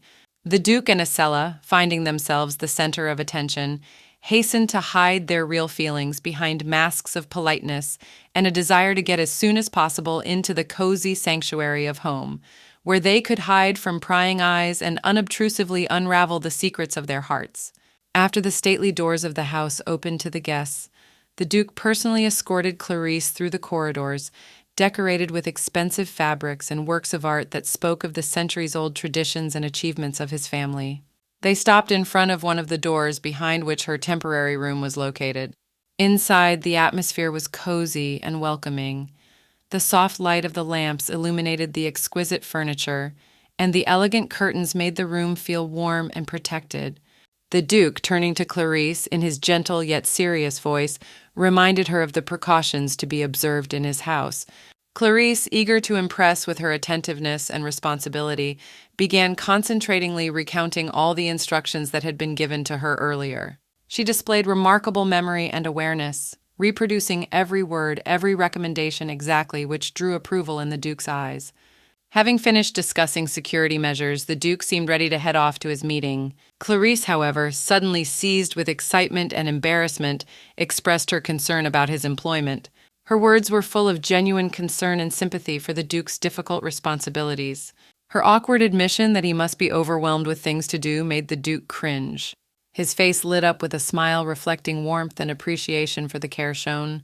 At his reaction, Clarice felt that perhaps she had said something wrong and immediately apologized, thinking that her words might have been taken as ridiculous. This moment of awkwardness caused the Duke to hurriedly leave for his meeting, leaving Clarice alone in her room. Left to herself, she fell into deep reflection on her position here, on the difficulties of understanding between people from different walks of life, and on the thin line that separates personal feelings and responsibilities. New feelings and thoughts were stirring in her heart about the importance of finding a balance between heart and mind, between personal desires and commitments to others. As Clarice was immersed in her musings, suddenly her pouch, carefully placed nearby, began to inexplicably move and bounce as if there was something alive lurking inside. With amazement, she reached out to him to puzzle out the reason for this strange behavior. As soon as her hands touched the fabric of the pouch, Mulaney, her unusual and mysterious companion with miraculous properties, popped out of it like an arrow from a bow. Milani, a creature not of this world, was on Clarice's head in an instant, beginning to complain about her unexpected pouchmate. His words were full of discontent and slight irritation, for he found such a neighborhood extremely uncomfortable. This neighbor, as it turned out, was a red stone of extraordinary beauty that Clarice had picked up during a short rest stop on her way to the north wall. The stone attracted her attention with its mysterious luster and unusual color. It seemed to have a whole universe hidden in its depths. For Clarice, it symbolized the beauty and mystery of the path they had traveled. Thus, in a room filled with light and warmth, a small drama unfolded involving Clarice, her magical companion Mulaney, and a red stone whose origin and meaning remained a mystery. This unexpected incident added another adventure to Clarice's day, emphasizing the strangeness of her journey and the mysterious world in which she found herself. In one of those moments when reality and magic intertwine in a single dance of fate, Clarice encountered an unusual phenomenon. A stone came to life in front of her, not just as an element of the landscape, but as a being capable of communication.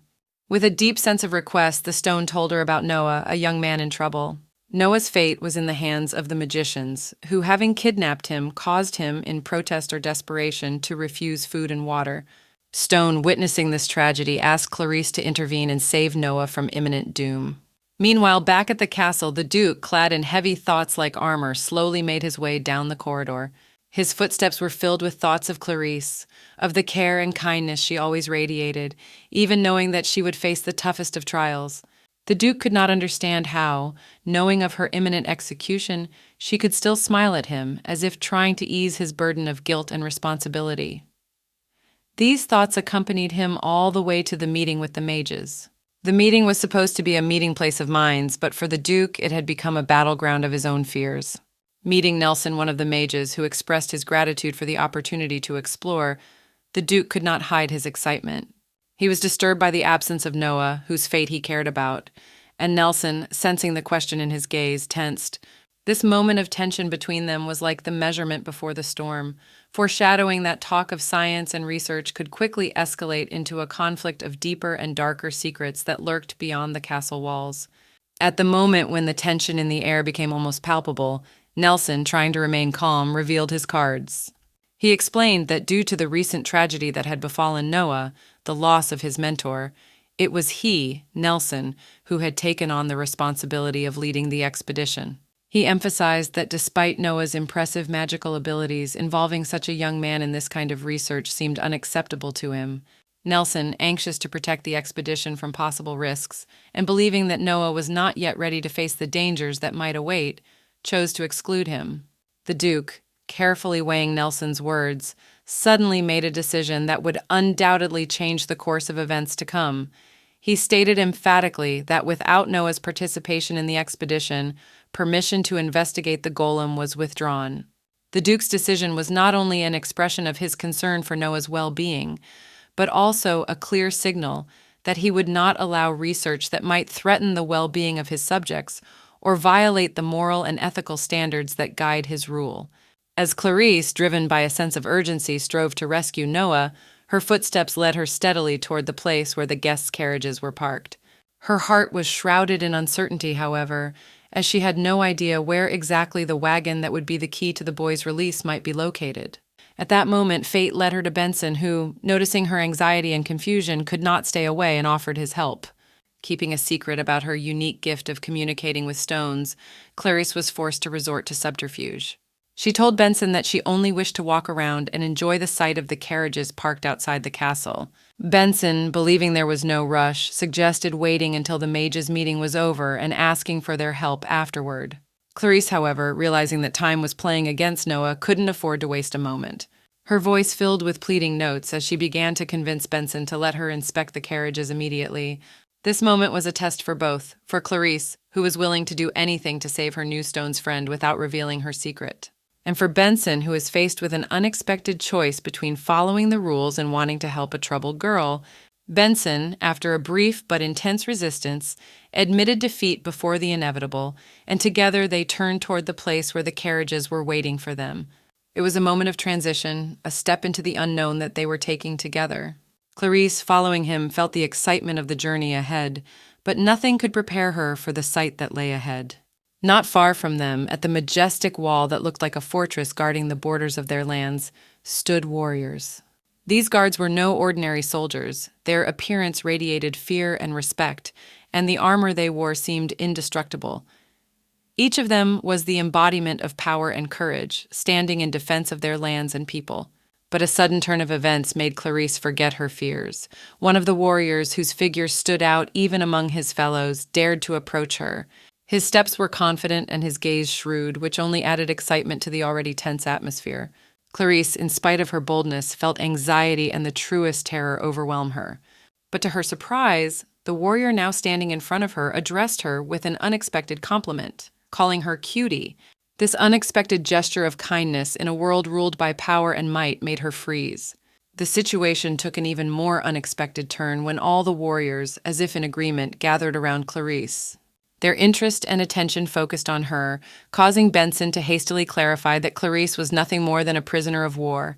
But the warriors apparently found reason to joke about the situation, sincerely stating that her innocent beauty and cuteness made her sinful, in the sense that she was capable of stealing hearts.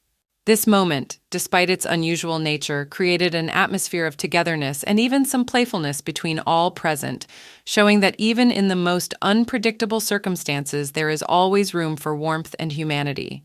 After a brief moment of interaction with the warriors, Benson hurriedly led Clarice away, creating a distance between them and the others, as if trying to protect her from the outside world and its surprises. There was something resolute and yet caring in the movement, but the silence of the moment was broken by an unusual warning. The stone, an object from which words should not have been expected, suddenly sounded like the voice of foresight, announcing the negative energy emanating from the distant wagon. This warning was the signal for action, and Clarice, feeling the urgency of the moment, rushed resolutely to the place indicated. Her movements were swift and purposeful, each step filled with determination to help and prevent the impending threat. As she climbed into the carriage, Benson caught up with her. Alarmed but determined, he was ready to support her. Without further ado, Clarice shared her discovery. Inside the carriage was an unconscious child, adding urgency to their mission. At the same time, in a very different place, the Duke was towering in the assembly, declaring his will to the assembled.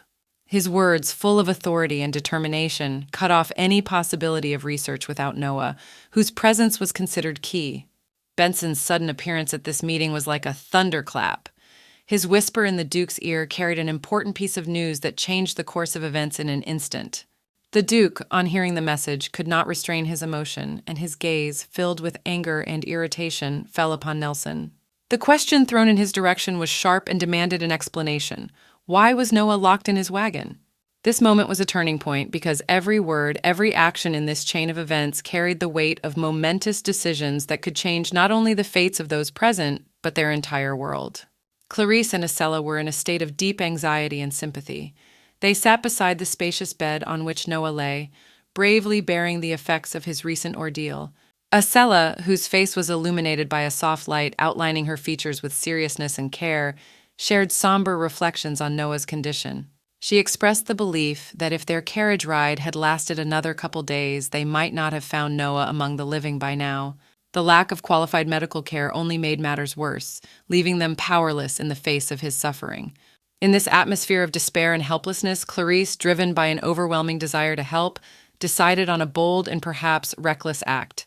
With the caution inherent in a moment of great responsibility, she brought her hands close to Noah's face to remove his mask, thinking that this might somehow ease his suffering or help him breathe better. Acella, seeing this intention, could not hold back a surge of emotion. Her voice, cutting through the silence shrilly, was full of fear and horror at the unpredictable consequences of such an action. She cried out, condemning Clarice's decision to act without consent, emphasizing that they were both unaware of the possible consequences of the act. Suddenly, amidst this tense moment, something unexpected happened.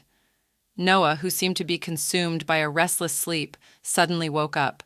His reaction was instantaneous and decisive, like an instinctive defense against a perceived threat.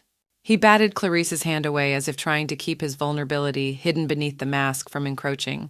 This moment, filled with strong emotions and unpredictable reactions, made everyone present realize the depth of the drama and the difficult situation in which they found themselves.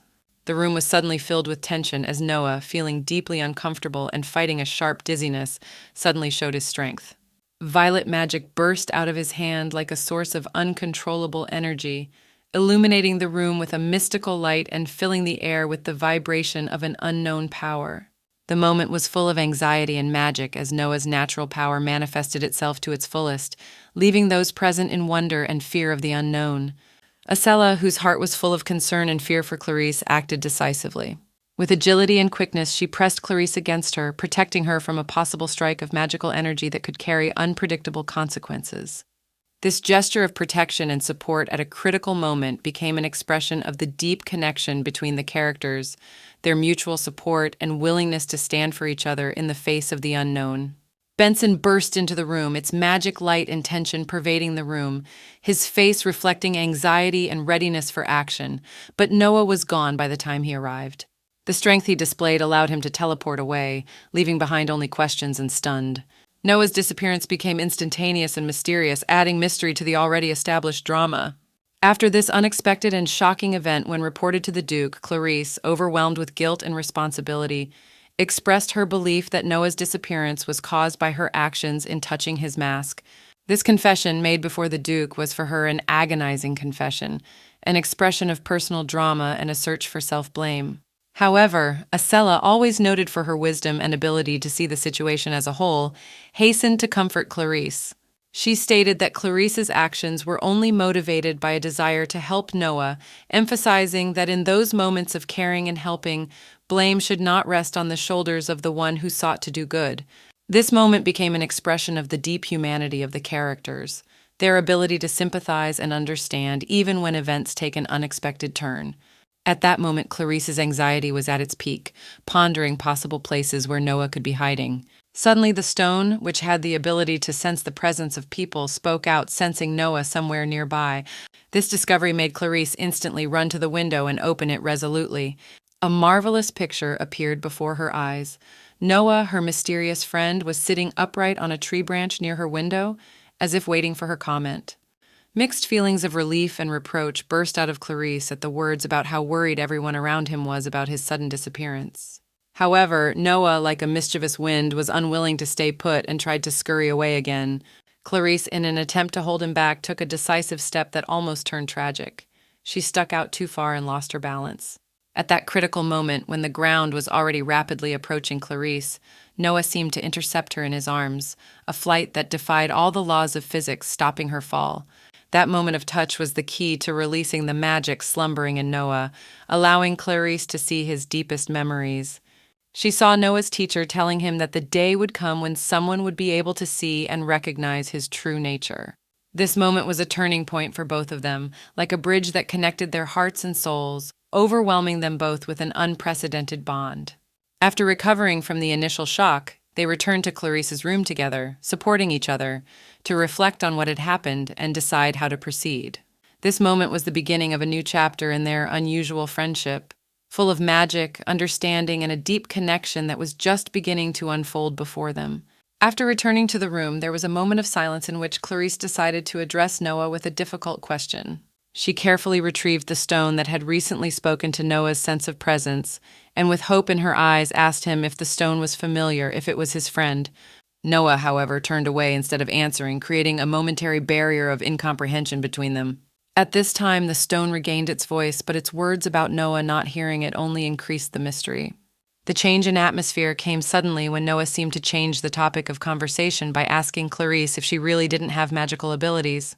This question took Clarice by surprise, for until today she had never given much thought to her hidden talents, much less her ability to read minds. Confused and intrigued at the same time, Clarice asked a counter-question about whether his grandfather was the one who had passed on his memories to her. To this, Noah shared with a heavy heart that it was his teacher who was no longer among the living.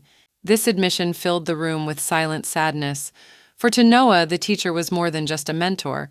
He was the only support in this world, a light in the darkness that was now extinguished. This moment broke new ground in their relationship, allowing Clarice to see the depth of Noah's feelings and realize how meaningful the bonds we form with others can be. The air in the room vibrated with unspoken emotion, and Clarice and Noah's hearts drew closer for a moment, intertwined by a common thread of sadness and understanding. As if out of a fog, Clarice suddenly changed her trajectory and, as if pulled by an inexplicable force, headed straight for Noah. At that moment, the whole world seemed to stand still in anticipation of something extraordinary. With ease and a subtle anxiety in her movements, she wrapped her arms around him, as if seeking support or comfort in this uncertain world. Her voice sounded incredibly soft as she asked the question that could change everything. Would he become her friend? At that moment, time seemed to slow its run and the air was filled with an invisible tension. The confusion that suddenly came over Noah like a dark cloud obscured the sun, making the world around him less bright and warm. A shadow flashed in his eyes that was deeper and darker than any sadness he had encountered before. Politeness and incomprehension mingled in his request to release him. In this sounded not only a request, but a desperate need for personal space, for protection of his inner world from outside intrusion. Clarice, for her part, felt as if she had received a stab to the heart when she saw his reaction. The fleeting thought that he didn't want to be friends swept through her mind, leaving a bitter aftertaste of disappointment and sadness. Her heart clenched at the realization of the possible loss of a friend she had not yet won.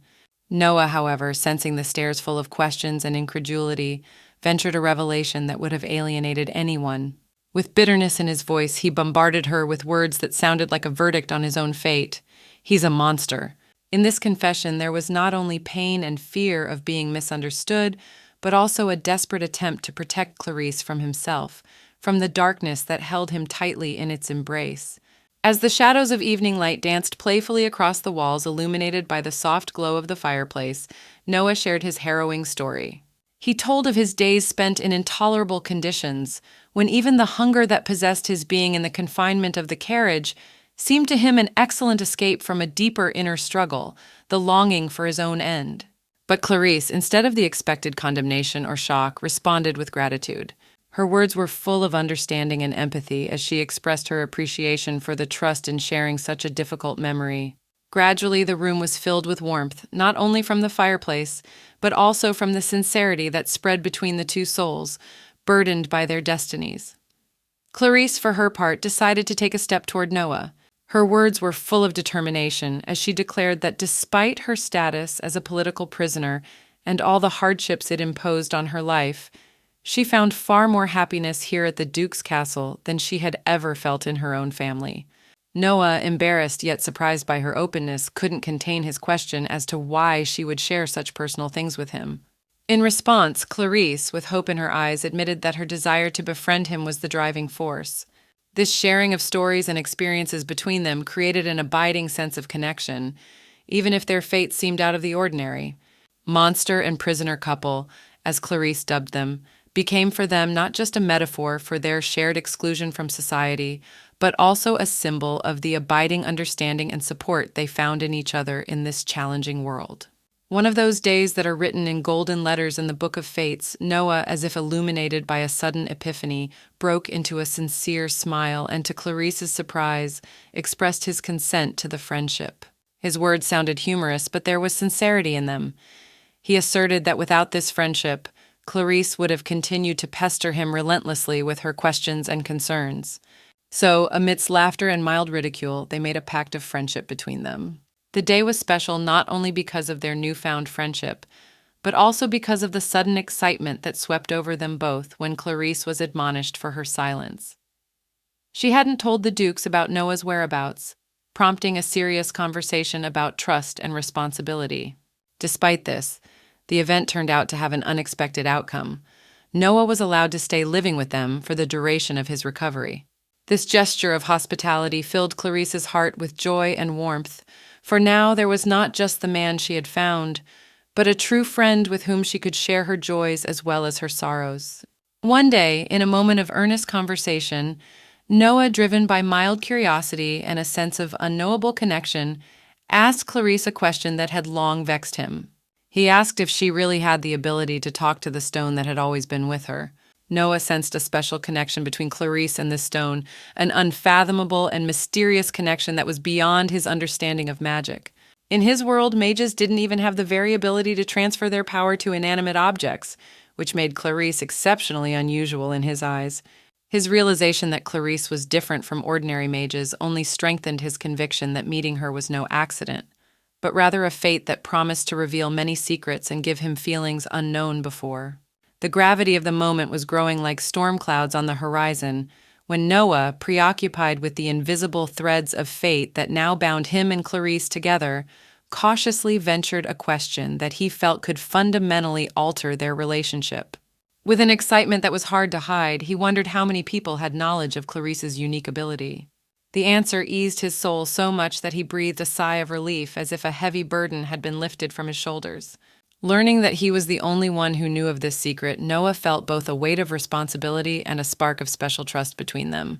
But his next words brought a note of tragedy and seriousness to their dialogue, shattering the peaceful atmosphere of their mutual understanding. Noah, as if carrying a message from another cruel world, said that those with such unique abilities as Clarice's were not destined to live freely among others. Emphasizing his words with gravity of understanding and depth of awareness, he cautioned her against unnecessary revelations and shared the bitter truth that the world is not always kind to those who step outside the box. Clarice, in her innocence and purity of perception of the world, could not fathom the depth of the problem Noah had revealed to her.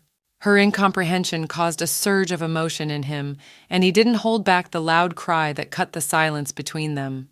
This explosion of feeling was not directed against her, but rather served as a beacon to warn of approaching storms if their secret was revealed.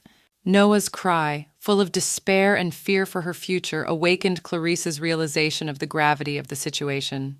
Overwhelmed by the sudden fear and realization of what was at stake, she agreed to keep her secret hidden with trepidation in her heart, realizing that their fates were now even more tightly intertwined, and the secret they shared could be both a protection and a curse. Into a world where magic and aristocracy are intertwined in a complex web of power and duty has arrived Alster Astor, a figure shrouded in an aura of importance and power. This day could have been the beginning of a new era between the two powerful forces had it not been for the shadow of an incident that loomed over them. Alster, the son of a respected teacher and himself a mage of the highest order, entered the Duke's halls with an offer of peace, bringing with him the hope of reconciliation. He confessed to the Duke the seriousness of the misdeed his companions had committed, the kidnapping of Noah, which would do irreparable damage to the delicate ties between the magical community and the aristocracy. In an effort to restore trust and harmony between the two sides, Alster promised that all those involved in this iniquity would receive the punishment they deserved. His words sounded convincing, and you could see in his eyes a sincere desire to make things right. Alster not only sought to smooth over the aftermath of the incident, but also to lay the foundation for a new, stronger bond between the mages and the aristocracy. He realized how fragile these relationships were, and how easily they could be destroyed by the thoughtless actions of a few individuals. With his visit and promises, Alster was not only trying to make amends, but also to offer a path to a future where such conflicts could be prevented through dialogue and mutual understanding. At that moment, as the soft light of the morning sun streamed through the leaves of the ancient trees, breaking the silence with its warm touch, Alster, whose gaze was full of care and anxiety, turned to the Duke with a question that had long troubled his heart. He regarded Noah not just as a friend, but as a sibling with whom he would share joy and sorrow and the last piece of bread in times of trial. Deep down, Alster marveled at the incredible maturity of Noah, who, despite his young years, displayed such wisdom and fortitude that it sometimes seemed as if their roles in this friendship should be exchanged. Driven by the invisible threads of fate that wove their life paths, Alster felt it was time to part. This decision, though hard, seemed the only right one at that moment. As he said goodbye to the Duke, he felt a part of his soul tearing away with his friend. But when Ulster was alone with himself, a deep sadness came over him. The news broke through the heavy veil of his thoughts and confused his mind. Noah not only survived the kidnapping and hunger strike, but has remained in unusually good health. This discovery brought Ulster to a state of mixed feelings, where surprise was mingled with a vague fear. In the depths of his heart, he began to wonder if Noah harbored some secret power or inscrutable will to live that allowed him to survive such trials unscathed. The thought gave Ulster a chill, for he began to see Noah not only as a brother in spirit, but as a mysterious being capable of withstanding any challenge, even the cruelest. Clarice, overjoyed and undoubtedly eager to share a piece of her happiness, made her way to Noah. Her steps were light and carefree. She held cookies in her hands, her heart filled with warmth at the thought of the upcoming meeting. When she reached his room, however, she found it empty and lifeless, and a slight thrill overcame her. The maid, who had unwittingly witnessed her disappointment, hastened to clarify the situation, informing her that Noah had set out with the Duke himself at dawn. At this very time, at a considerable distance from the warm and cozy walls of their ancestral home, the Duke and Noah reached their goal. Their gazes fell upon the remains of a giant golem that had once collapsed in battle. As soon as Noah touched the wreckage of the creature, he was struck by the sensation of powerful magic sparking in every stone that made up the golem's body. Meanwhile, the Duke's heart was filled with a very different feeling. The sight of the ruined golem took his mind back to the distant past, to the years of his early childhood. He remembered Adele Sinnott, Noah's mother, a woman whose life was closely intertwined with the art of golem creation. She achieved mastery of the craft at a young age and unfortunately left this world too soon. Memories of Adele's tragic death during one of the monster invasions filled his heart with heaviness. While pregnant, she did not hesitate to do battle with an unprecedented threat, and her demise is shrouded in mystery.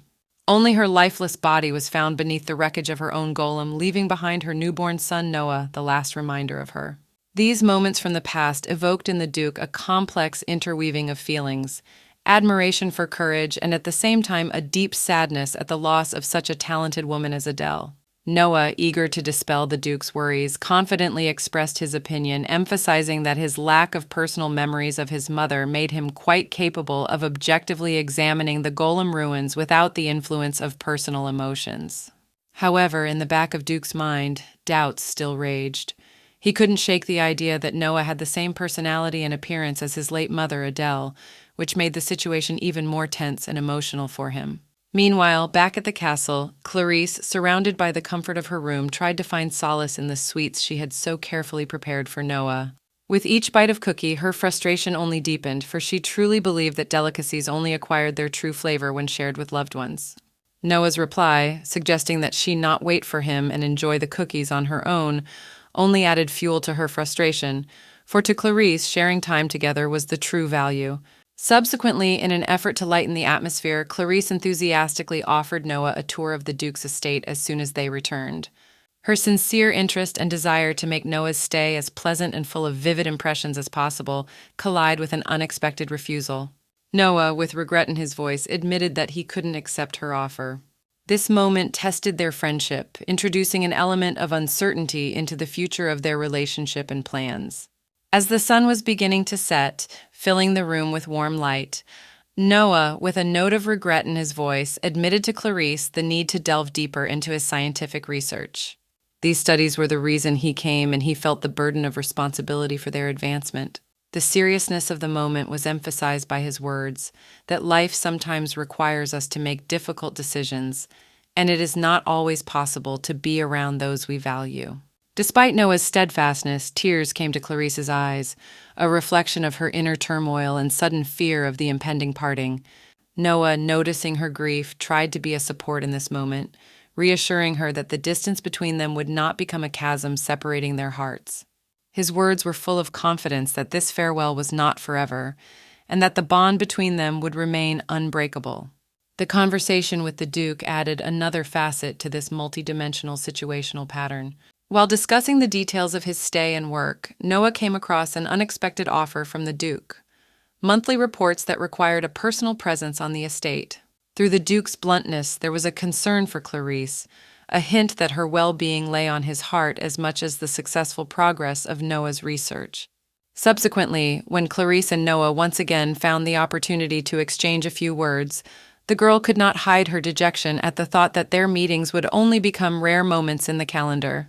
Noah, trying to allay her fears, embarrassingly but sincerely assured her that distance wouldn't change their friendship. His words about wanting to keep the warm relationship going were received by Clarice with joy and hope. Her response of promising to write every day became a bridge spanning the chasm of separation, symbolizing the unquenchable bond between friends despite all obstacles. As soon as the silence between Clarissa and Noah was broken, Benson entered the room, bringing news and changes to the evening's plans. His sudden appearance brought a sense of urgency as he announced that he had come for Clarissa. Noah, feeling an inner discomfort at the thought of Clarice's imminent departure, could not hide his disappointment. His question about whether she was leaving for the duchy was full of hope to the contrary. In response, Clarice invited Noah to join them on an evening adventure of watching fireworks, described in the books as a magical spectacle that could take viewers into a world of wonder and colorful lights. Her suggestion sounded like an invitation to return to the carefree nature of the moment, to forget the hard decisions and research for a while. However, Noah, whose heart was burdened with sadness and his own preferences, could not accept the offer. His refusal, justified by his dislike of crowded places, left Clarice feeling shocked and disappointed, for she saw this as an opportunity to create another vivid memory together.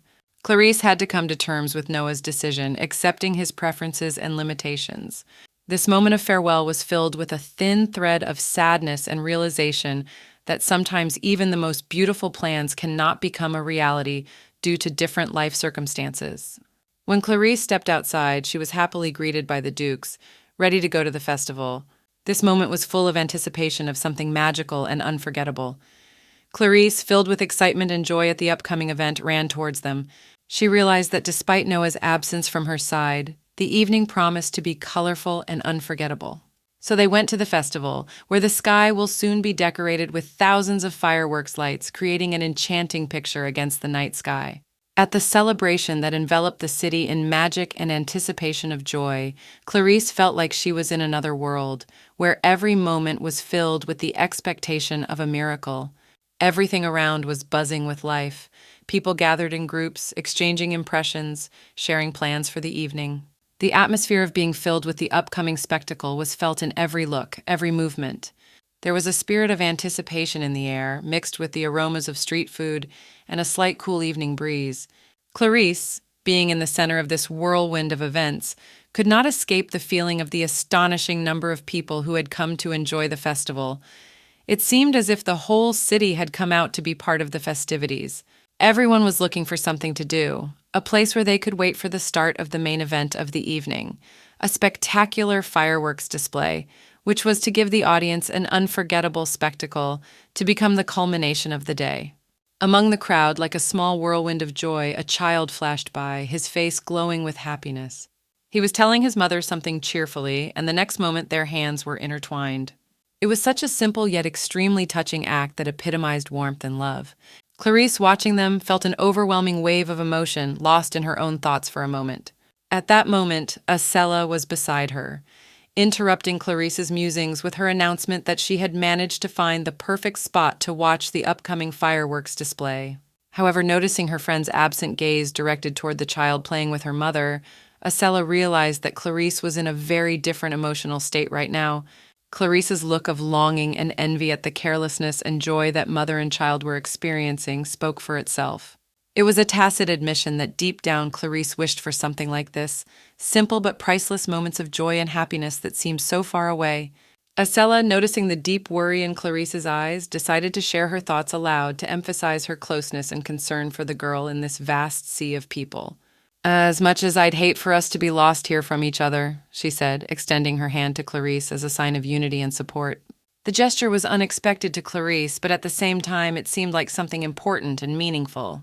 She accepted the offered hand with warmth in her heart, and this action became a symbol of their friendship and understanding.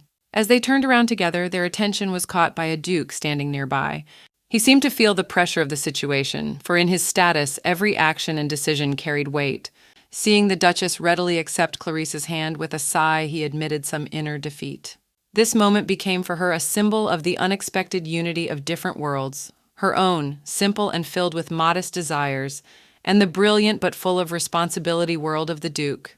Clarice felt like she was part of something bigger and more significant, standing next to the Duke and Acella, holding hands. Remembering her childhood years, when fireworks time meant only moments spent alone under a blanket, hiding from the rumbles and flashes, she was now eagerly awaiting the start of the spectacle.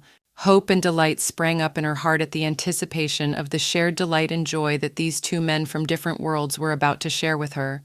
This moment of anticipation of fireworks, surrounded by new friends, promised to be a turning point for Clarice, opening up new horizons of feelings and emotions, far from her usual experiences in the quiet of the family home. That evening, as the majestic cover of night enveloped the earth, something magical happened. Clarice, weary from the day's adventures, did not expect to find herself in the arms of Morpheus, sinking into a serene sleep. The dukes, who had been carefully observing her calm, became alarmed at the thought that she might miss the upcoming spectacle of fireworks, the crown of the celebration. Not wanting to deprive her of this marvelous moment, the duke lifted the sleeping Clarice into his arms with ease and gentleness, as if she were a light feather, and they made their way to the spot where they had the best view of the celestial lights. Acella, who had accompanied them, felt a sudden embarrassment when she saw the duke with Clarissa. In their image, she caught echoes of a deep family idyll where the Duke became a caring father and Clarice his daughter. This picture fit so naturally into the festive evening that Acella felt part of this family circle, as if she could take her mother's place in this idyll. But immediately she blushed at her thoughts, realizing their ridiculousness and impossibility. On the one hand, she realized the absurdity of her position as a false duchess, for her role was temporary, and sooner or later she and the Duke would part ways. On the other hand, she couldn't deny the warm feeling awakened by seeing them together as a family. In the back of her mind, Acella realized that none of her feelings for the Duke would change their shared future. Nevertheless, she decided to treasure this New Year's Eve as a precious moment they were all given together. The opportunity to celebrate New Year's Eve in such company, even if it would be the last such holiday for them, filled her heart with warmth and gratitude. In that moment, in the face of the magnificent celestial show, she allowed herself to forget about everything in the world for a moment and just enjoy the magic of the moment that united their hearts.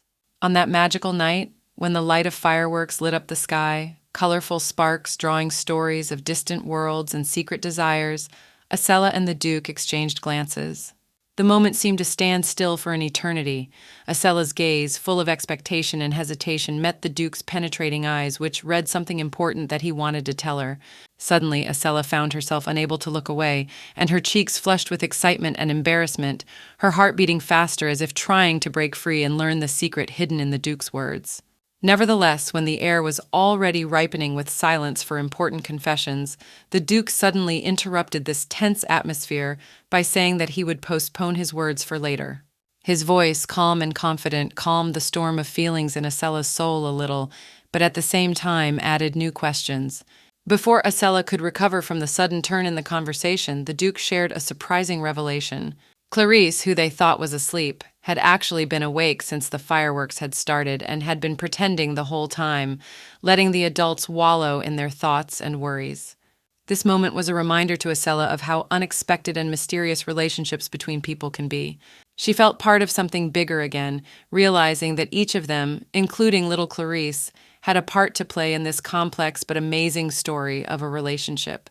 Although the Duke had decided to postpone the conversation, there was an unsolved mystery in the air which added a special flavor to the evening and made Acella's heart beat in anticipation of the continuation.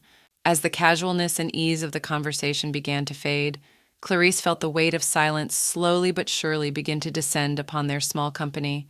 Realizing that the root of the awkwardness lay perhaps in her own behavior, or in the air she brought with her, she decided to bring a note of playfulness and lightness to the situation. With unexpected ease, she motioned for the Duke standing next to her to hold hands. Her suggestion sounded as if she truly believed that such a gesture would help them stay united and not be separated in the vast sea of life's trials. Acella greeted this wonderful, though somewhat naive idea with a light and infectious laugh. Her reaction was so lively and natural that it dispelled any remaining awkwardness. She reminded Clarice that they were adults for whom such gestures might seem inappropriate.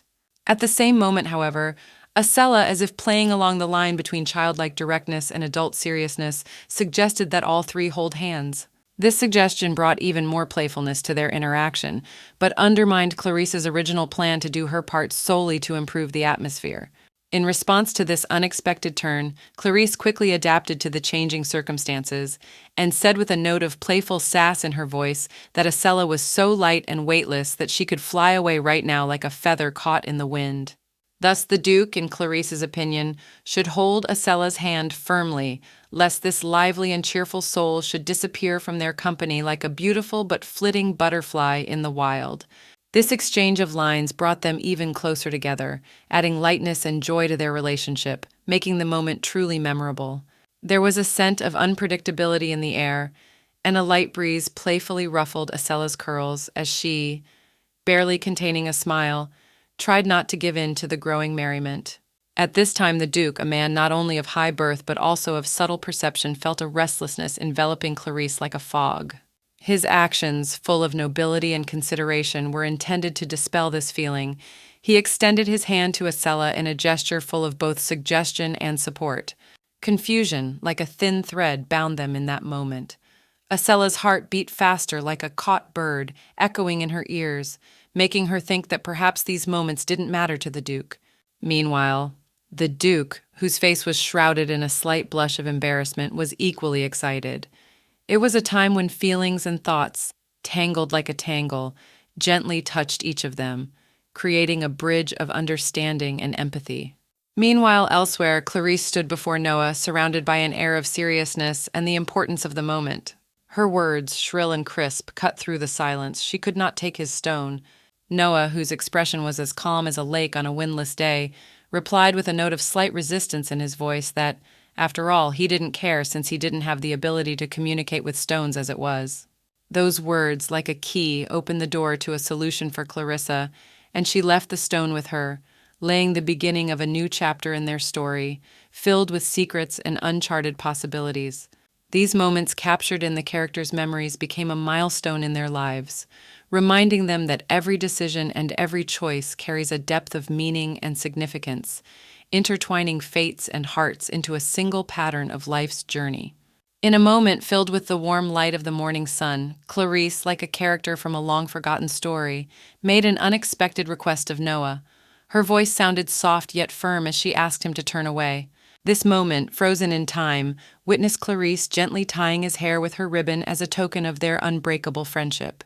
This parting gesture was more than a simple gift. It was a symbol of the bond that united them, a reminder of moments shared and a promise to meet again.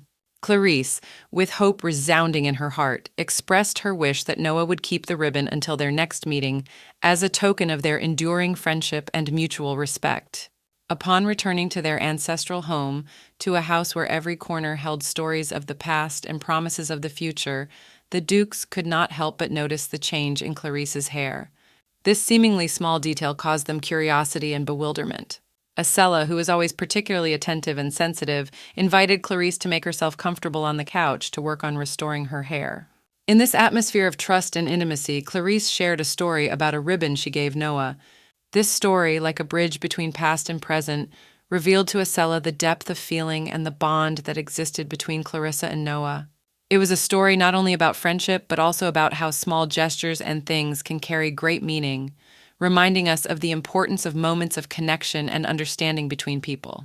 There was a spirit of warmth and trust in the air as Acella restored Clarice's hair with care and skill, twisting it in braids that seemed to be woven from the most delicate rays of the morning sun.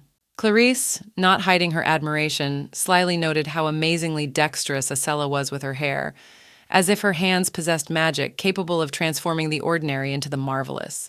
She couldn't resist asking, trying to unravel the mystery of such an art, wondering how much time Acella had spent practicing to achieve such mastery in the art of braiding hair.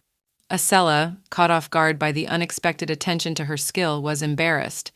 Her cheeks flushed slightly as she tried to hide her excitement behind an innocent smile as she answered Clarice. She admitted with some embarrassment that her experience was not as great as it might seem, and that she had only practiced braiding her friend's hair a couple of times. This little exchange of experience added a special charm to their meeting, making the atmosphere even more cordial and cozy. At the same time as the atmosphere of calm and comfort reigned in the estate, a new chapter of their history was beginning on the threshold of this house. At the gates of the Duke's estate, a mysterious stranger, whose footsteps were filled with determination and hope for a meeting, was drawn by an invisible thread of fate. With the intention of meeting the Duchess, this unknown lady introduced herself as Acella's friend, enveloping with her appearance an aura of intrigue and anticipation. Her name, Brielle Woods, resounded in the air, heralding the beginning of something new and uncharted in the life of the estate and its inhabitants, adding another layer of mystery to the already tangled history of friendship, understanding, and hidden feelings that intertwined in this place.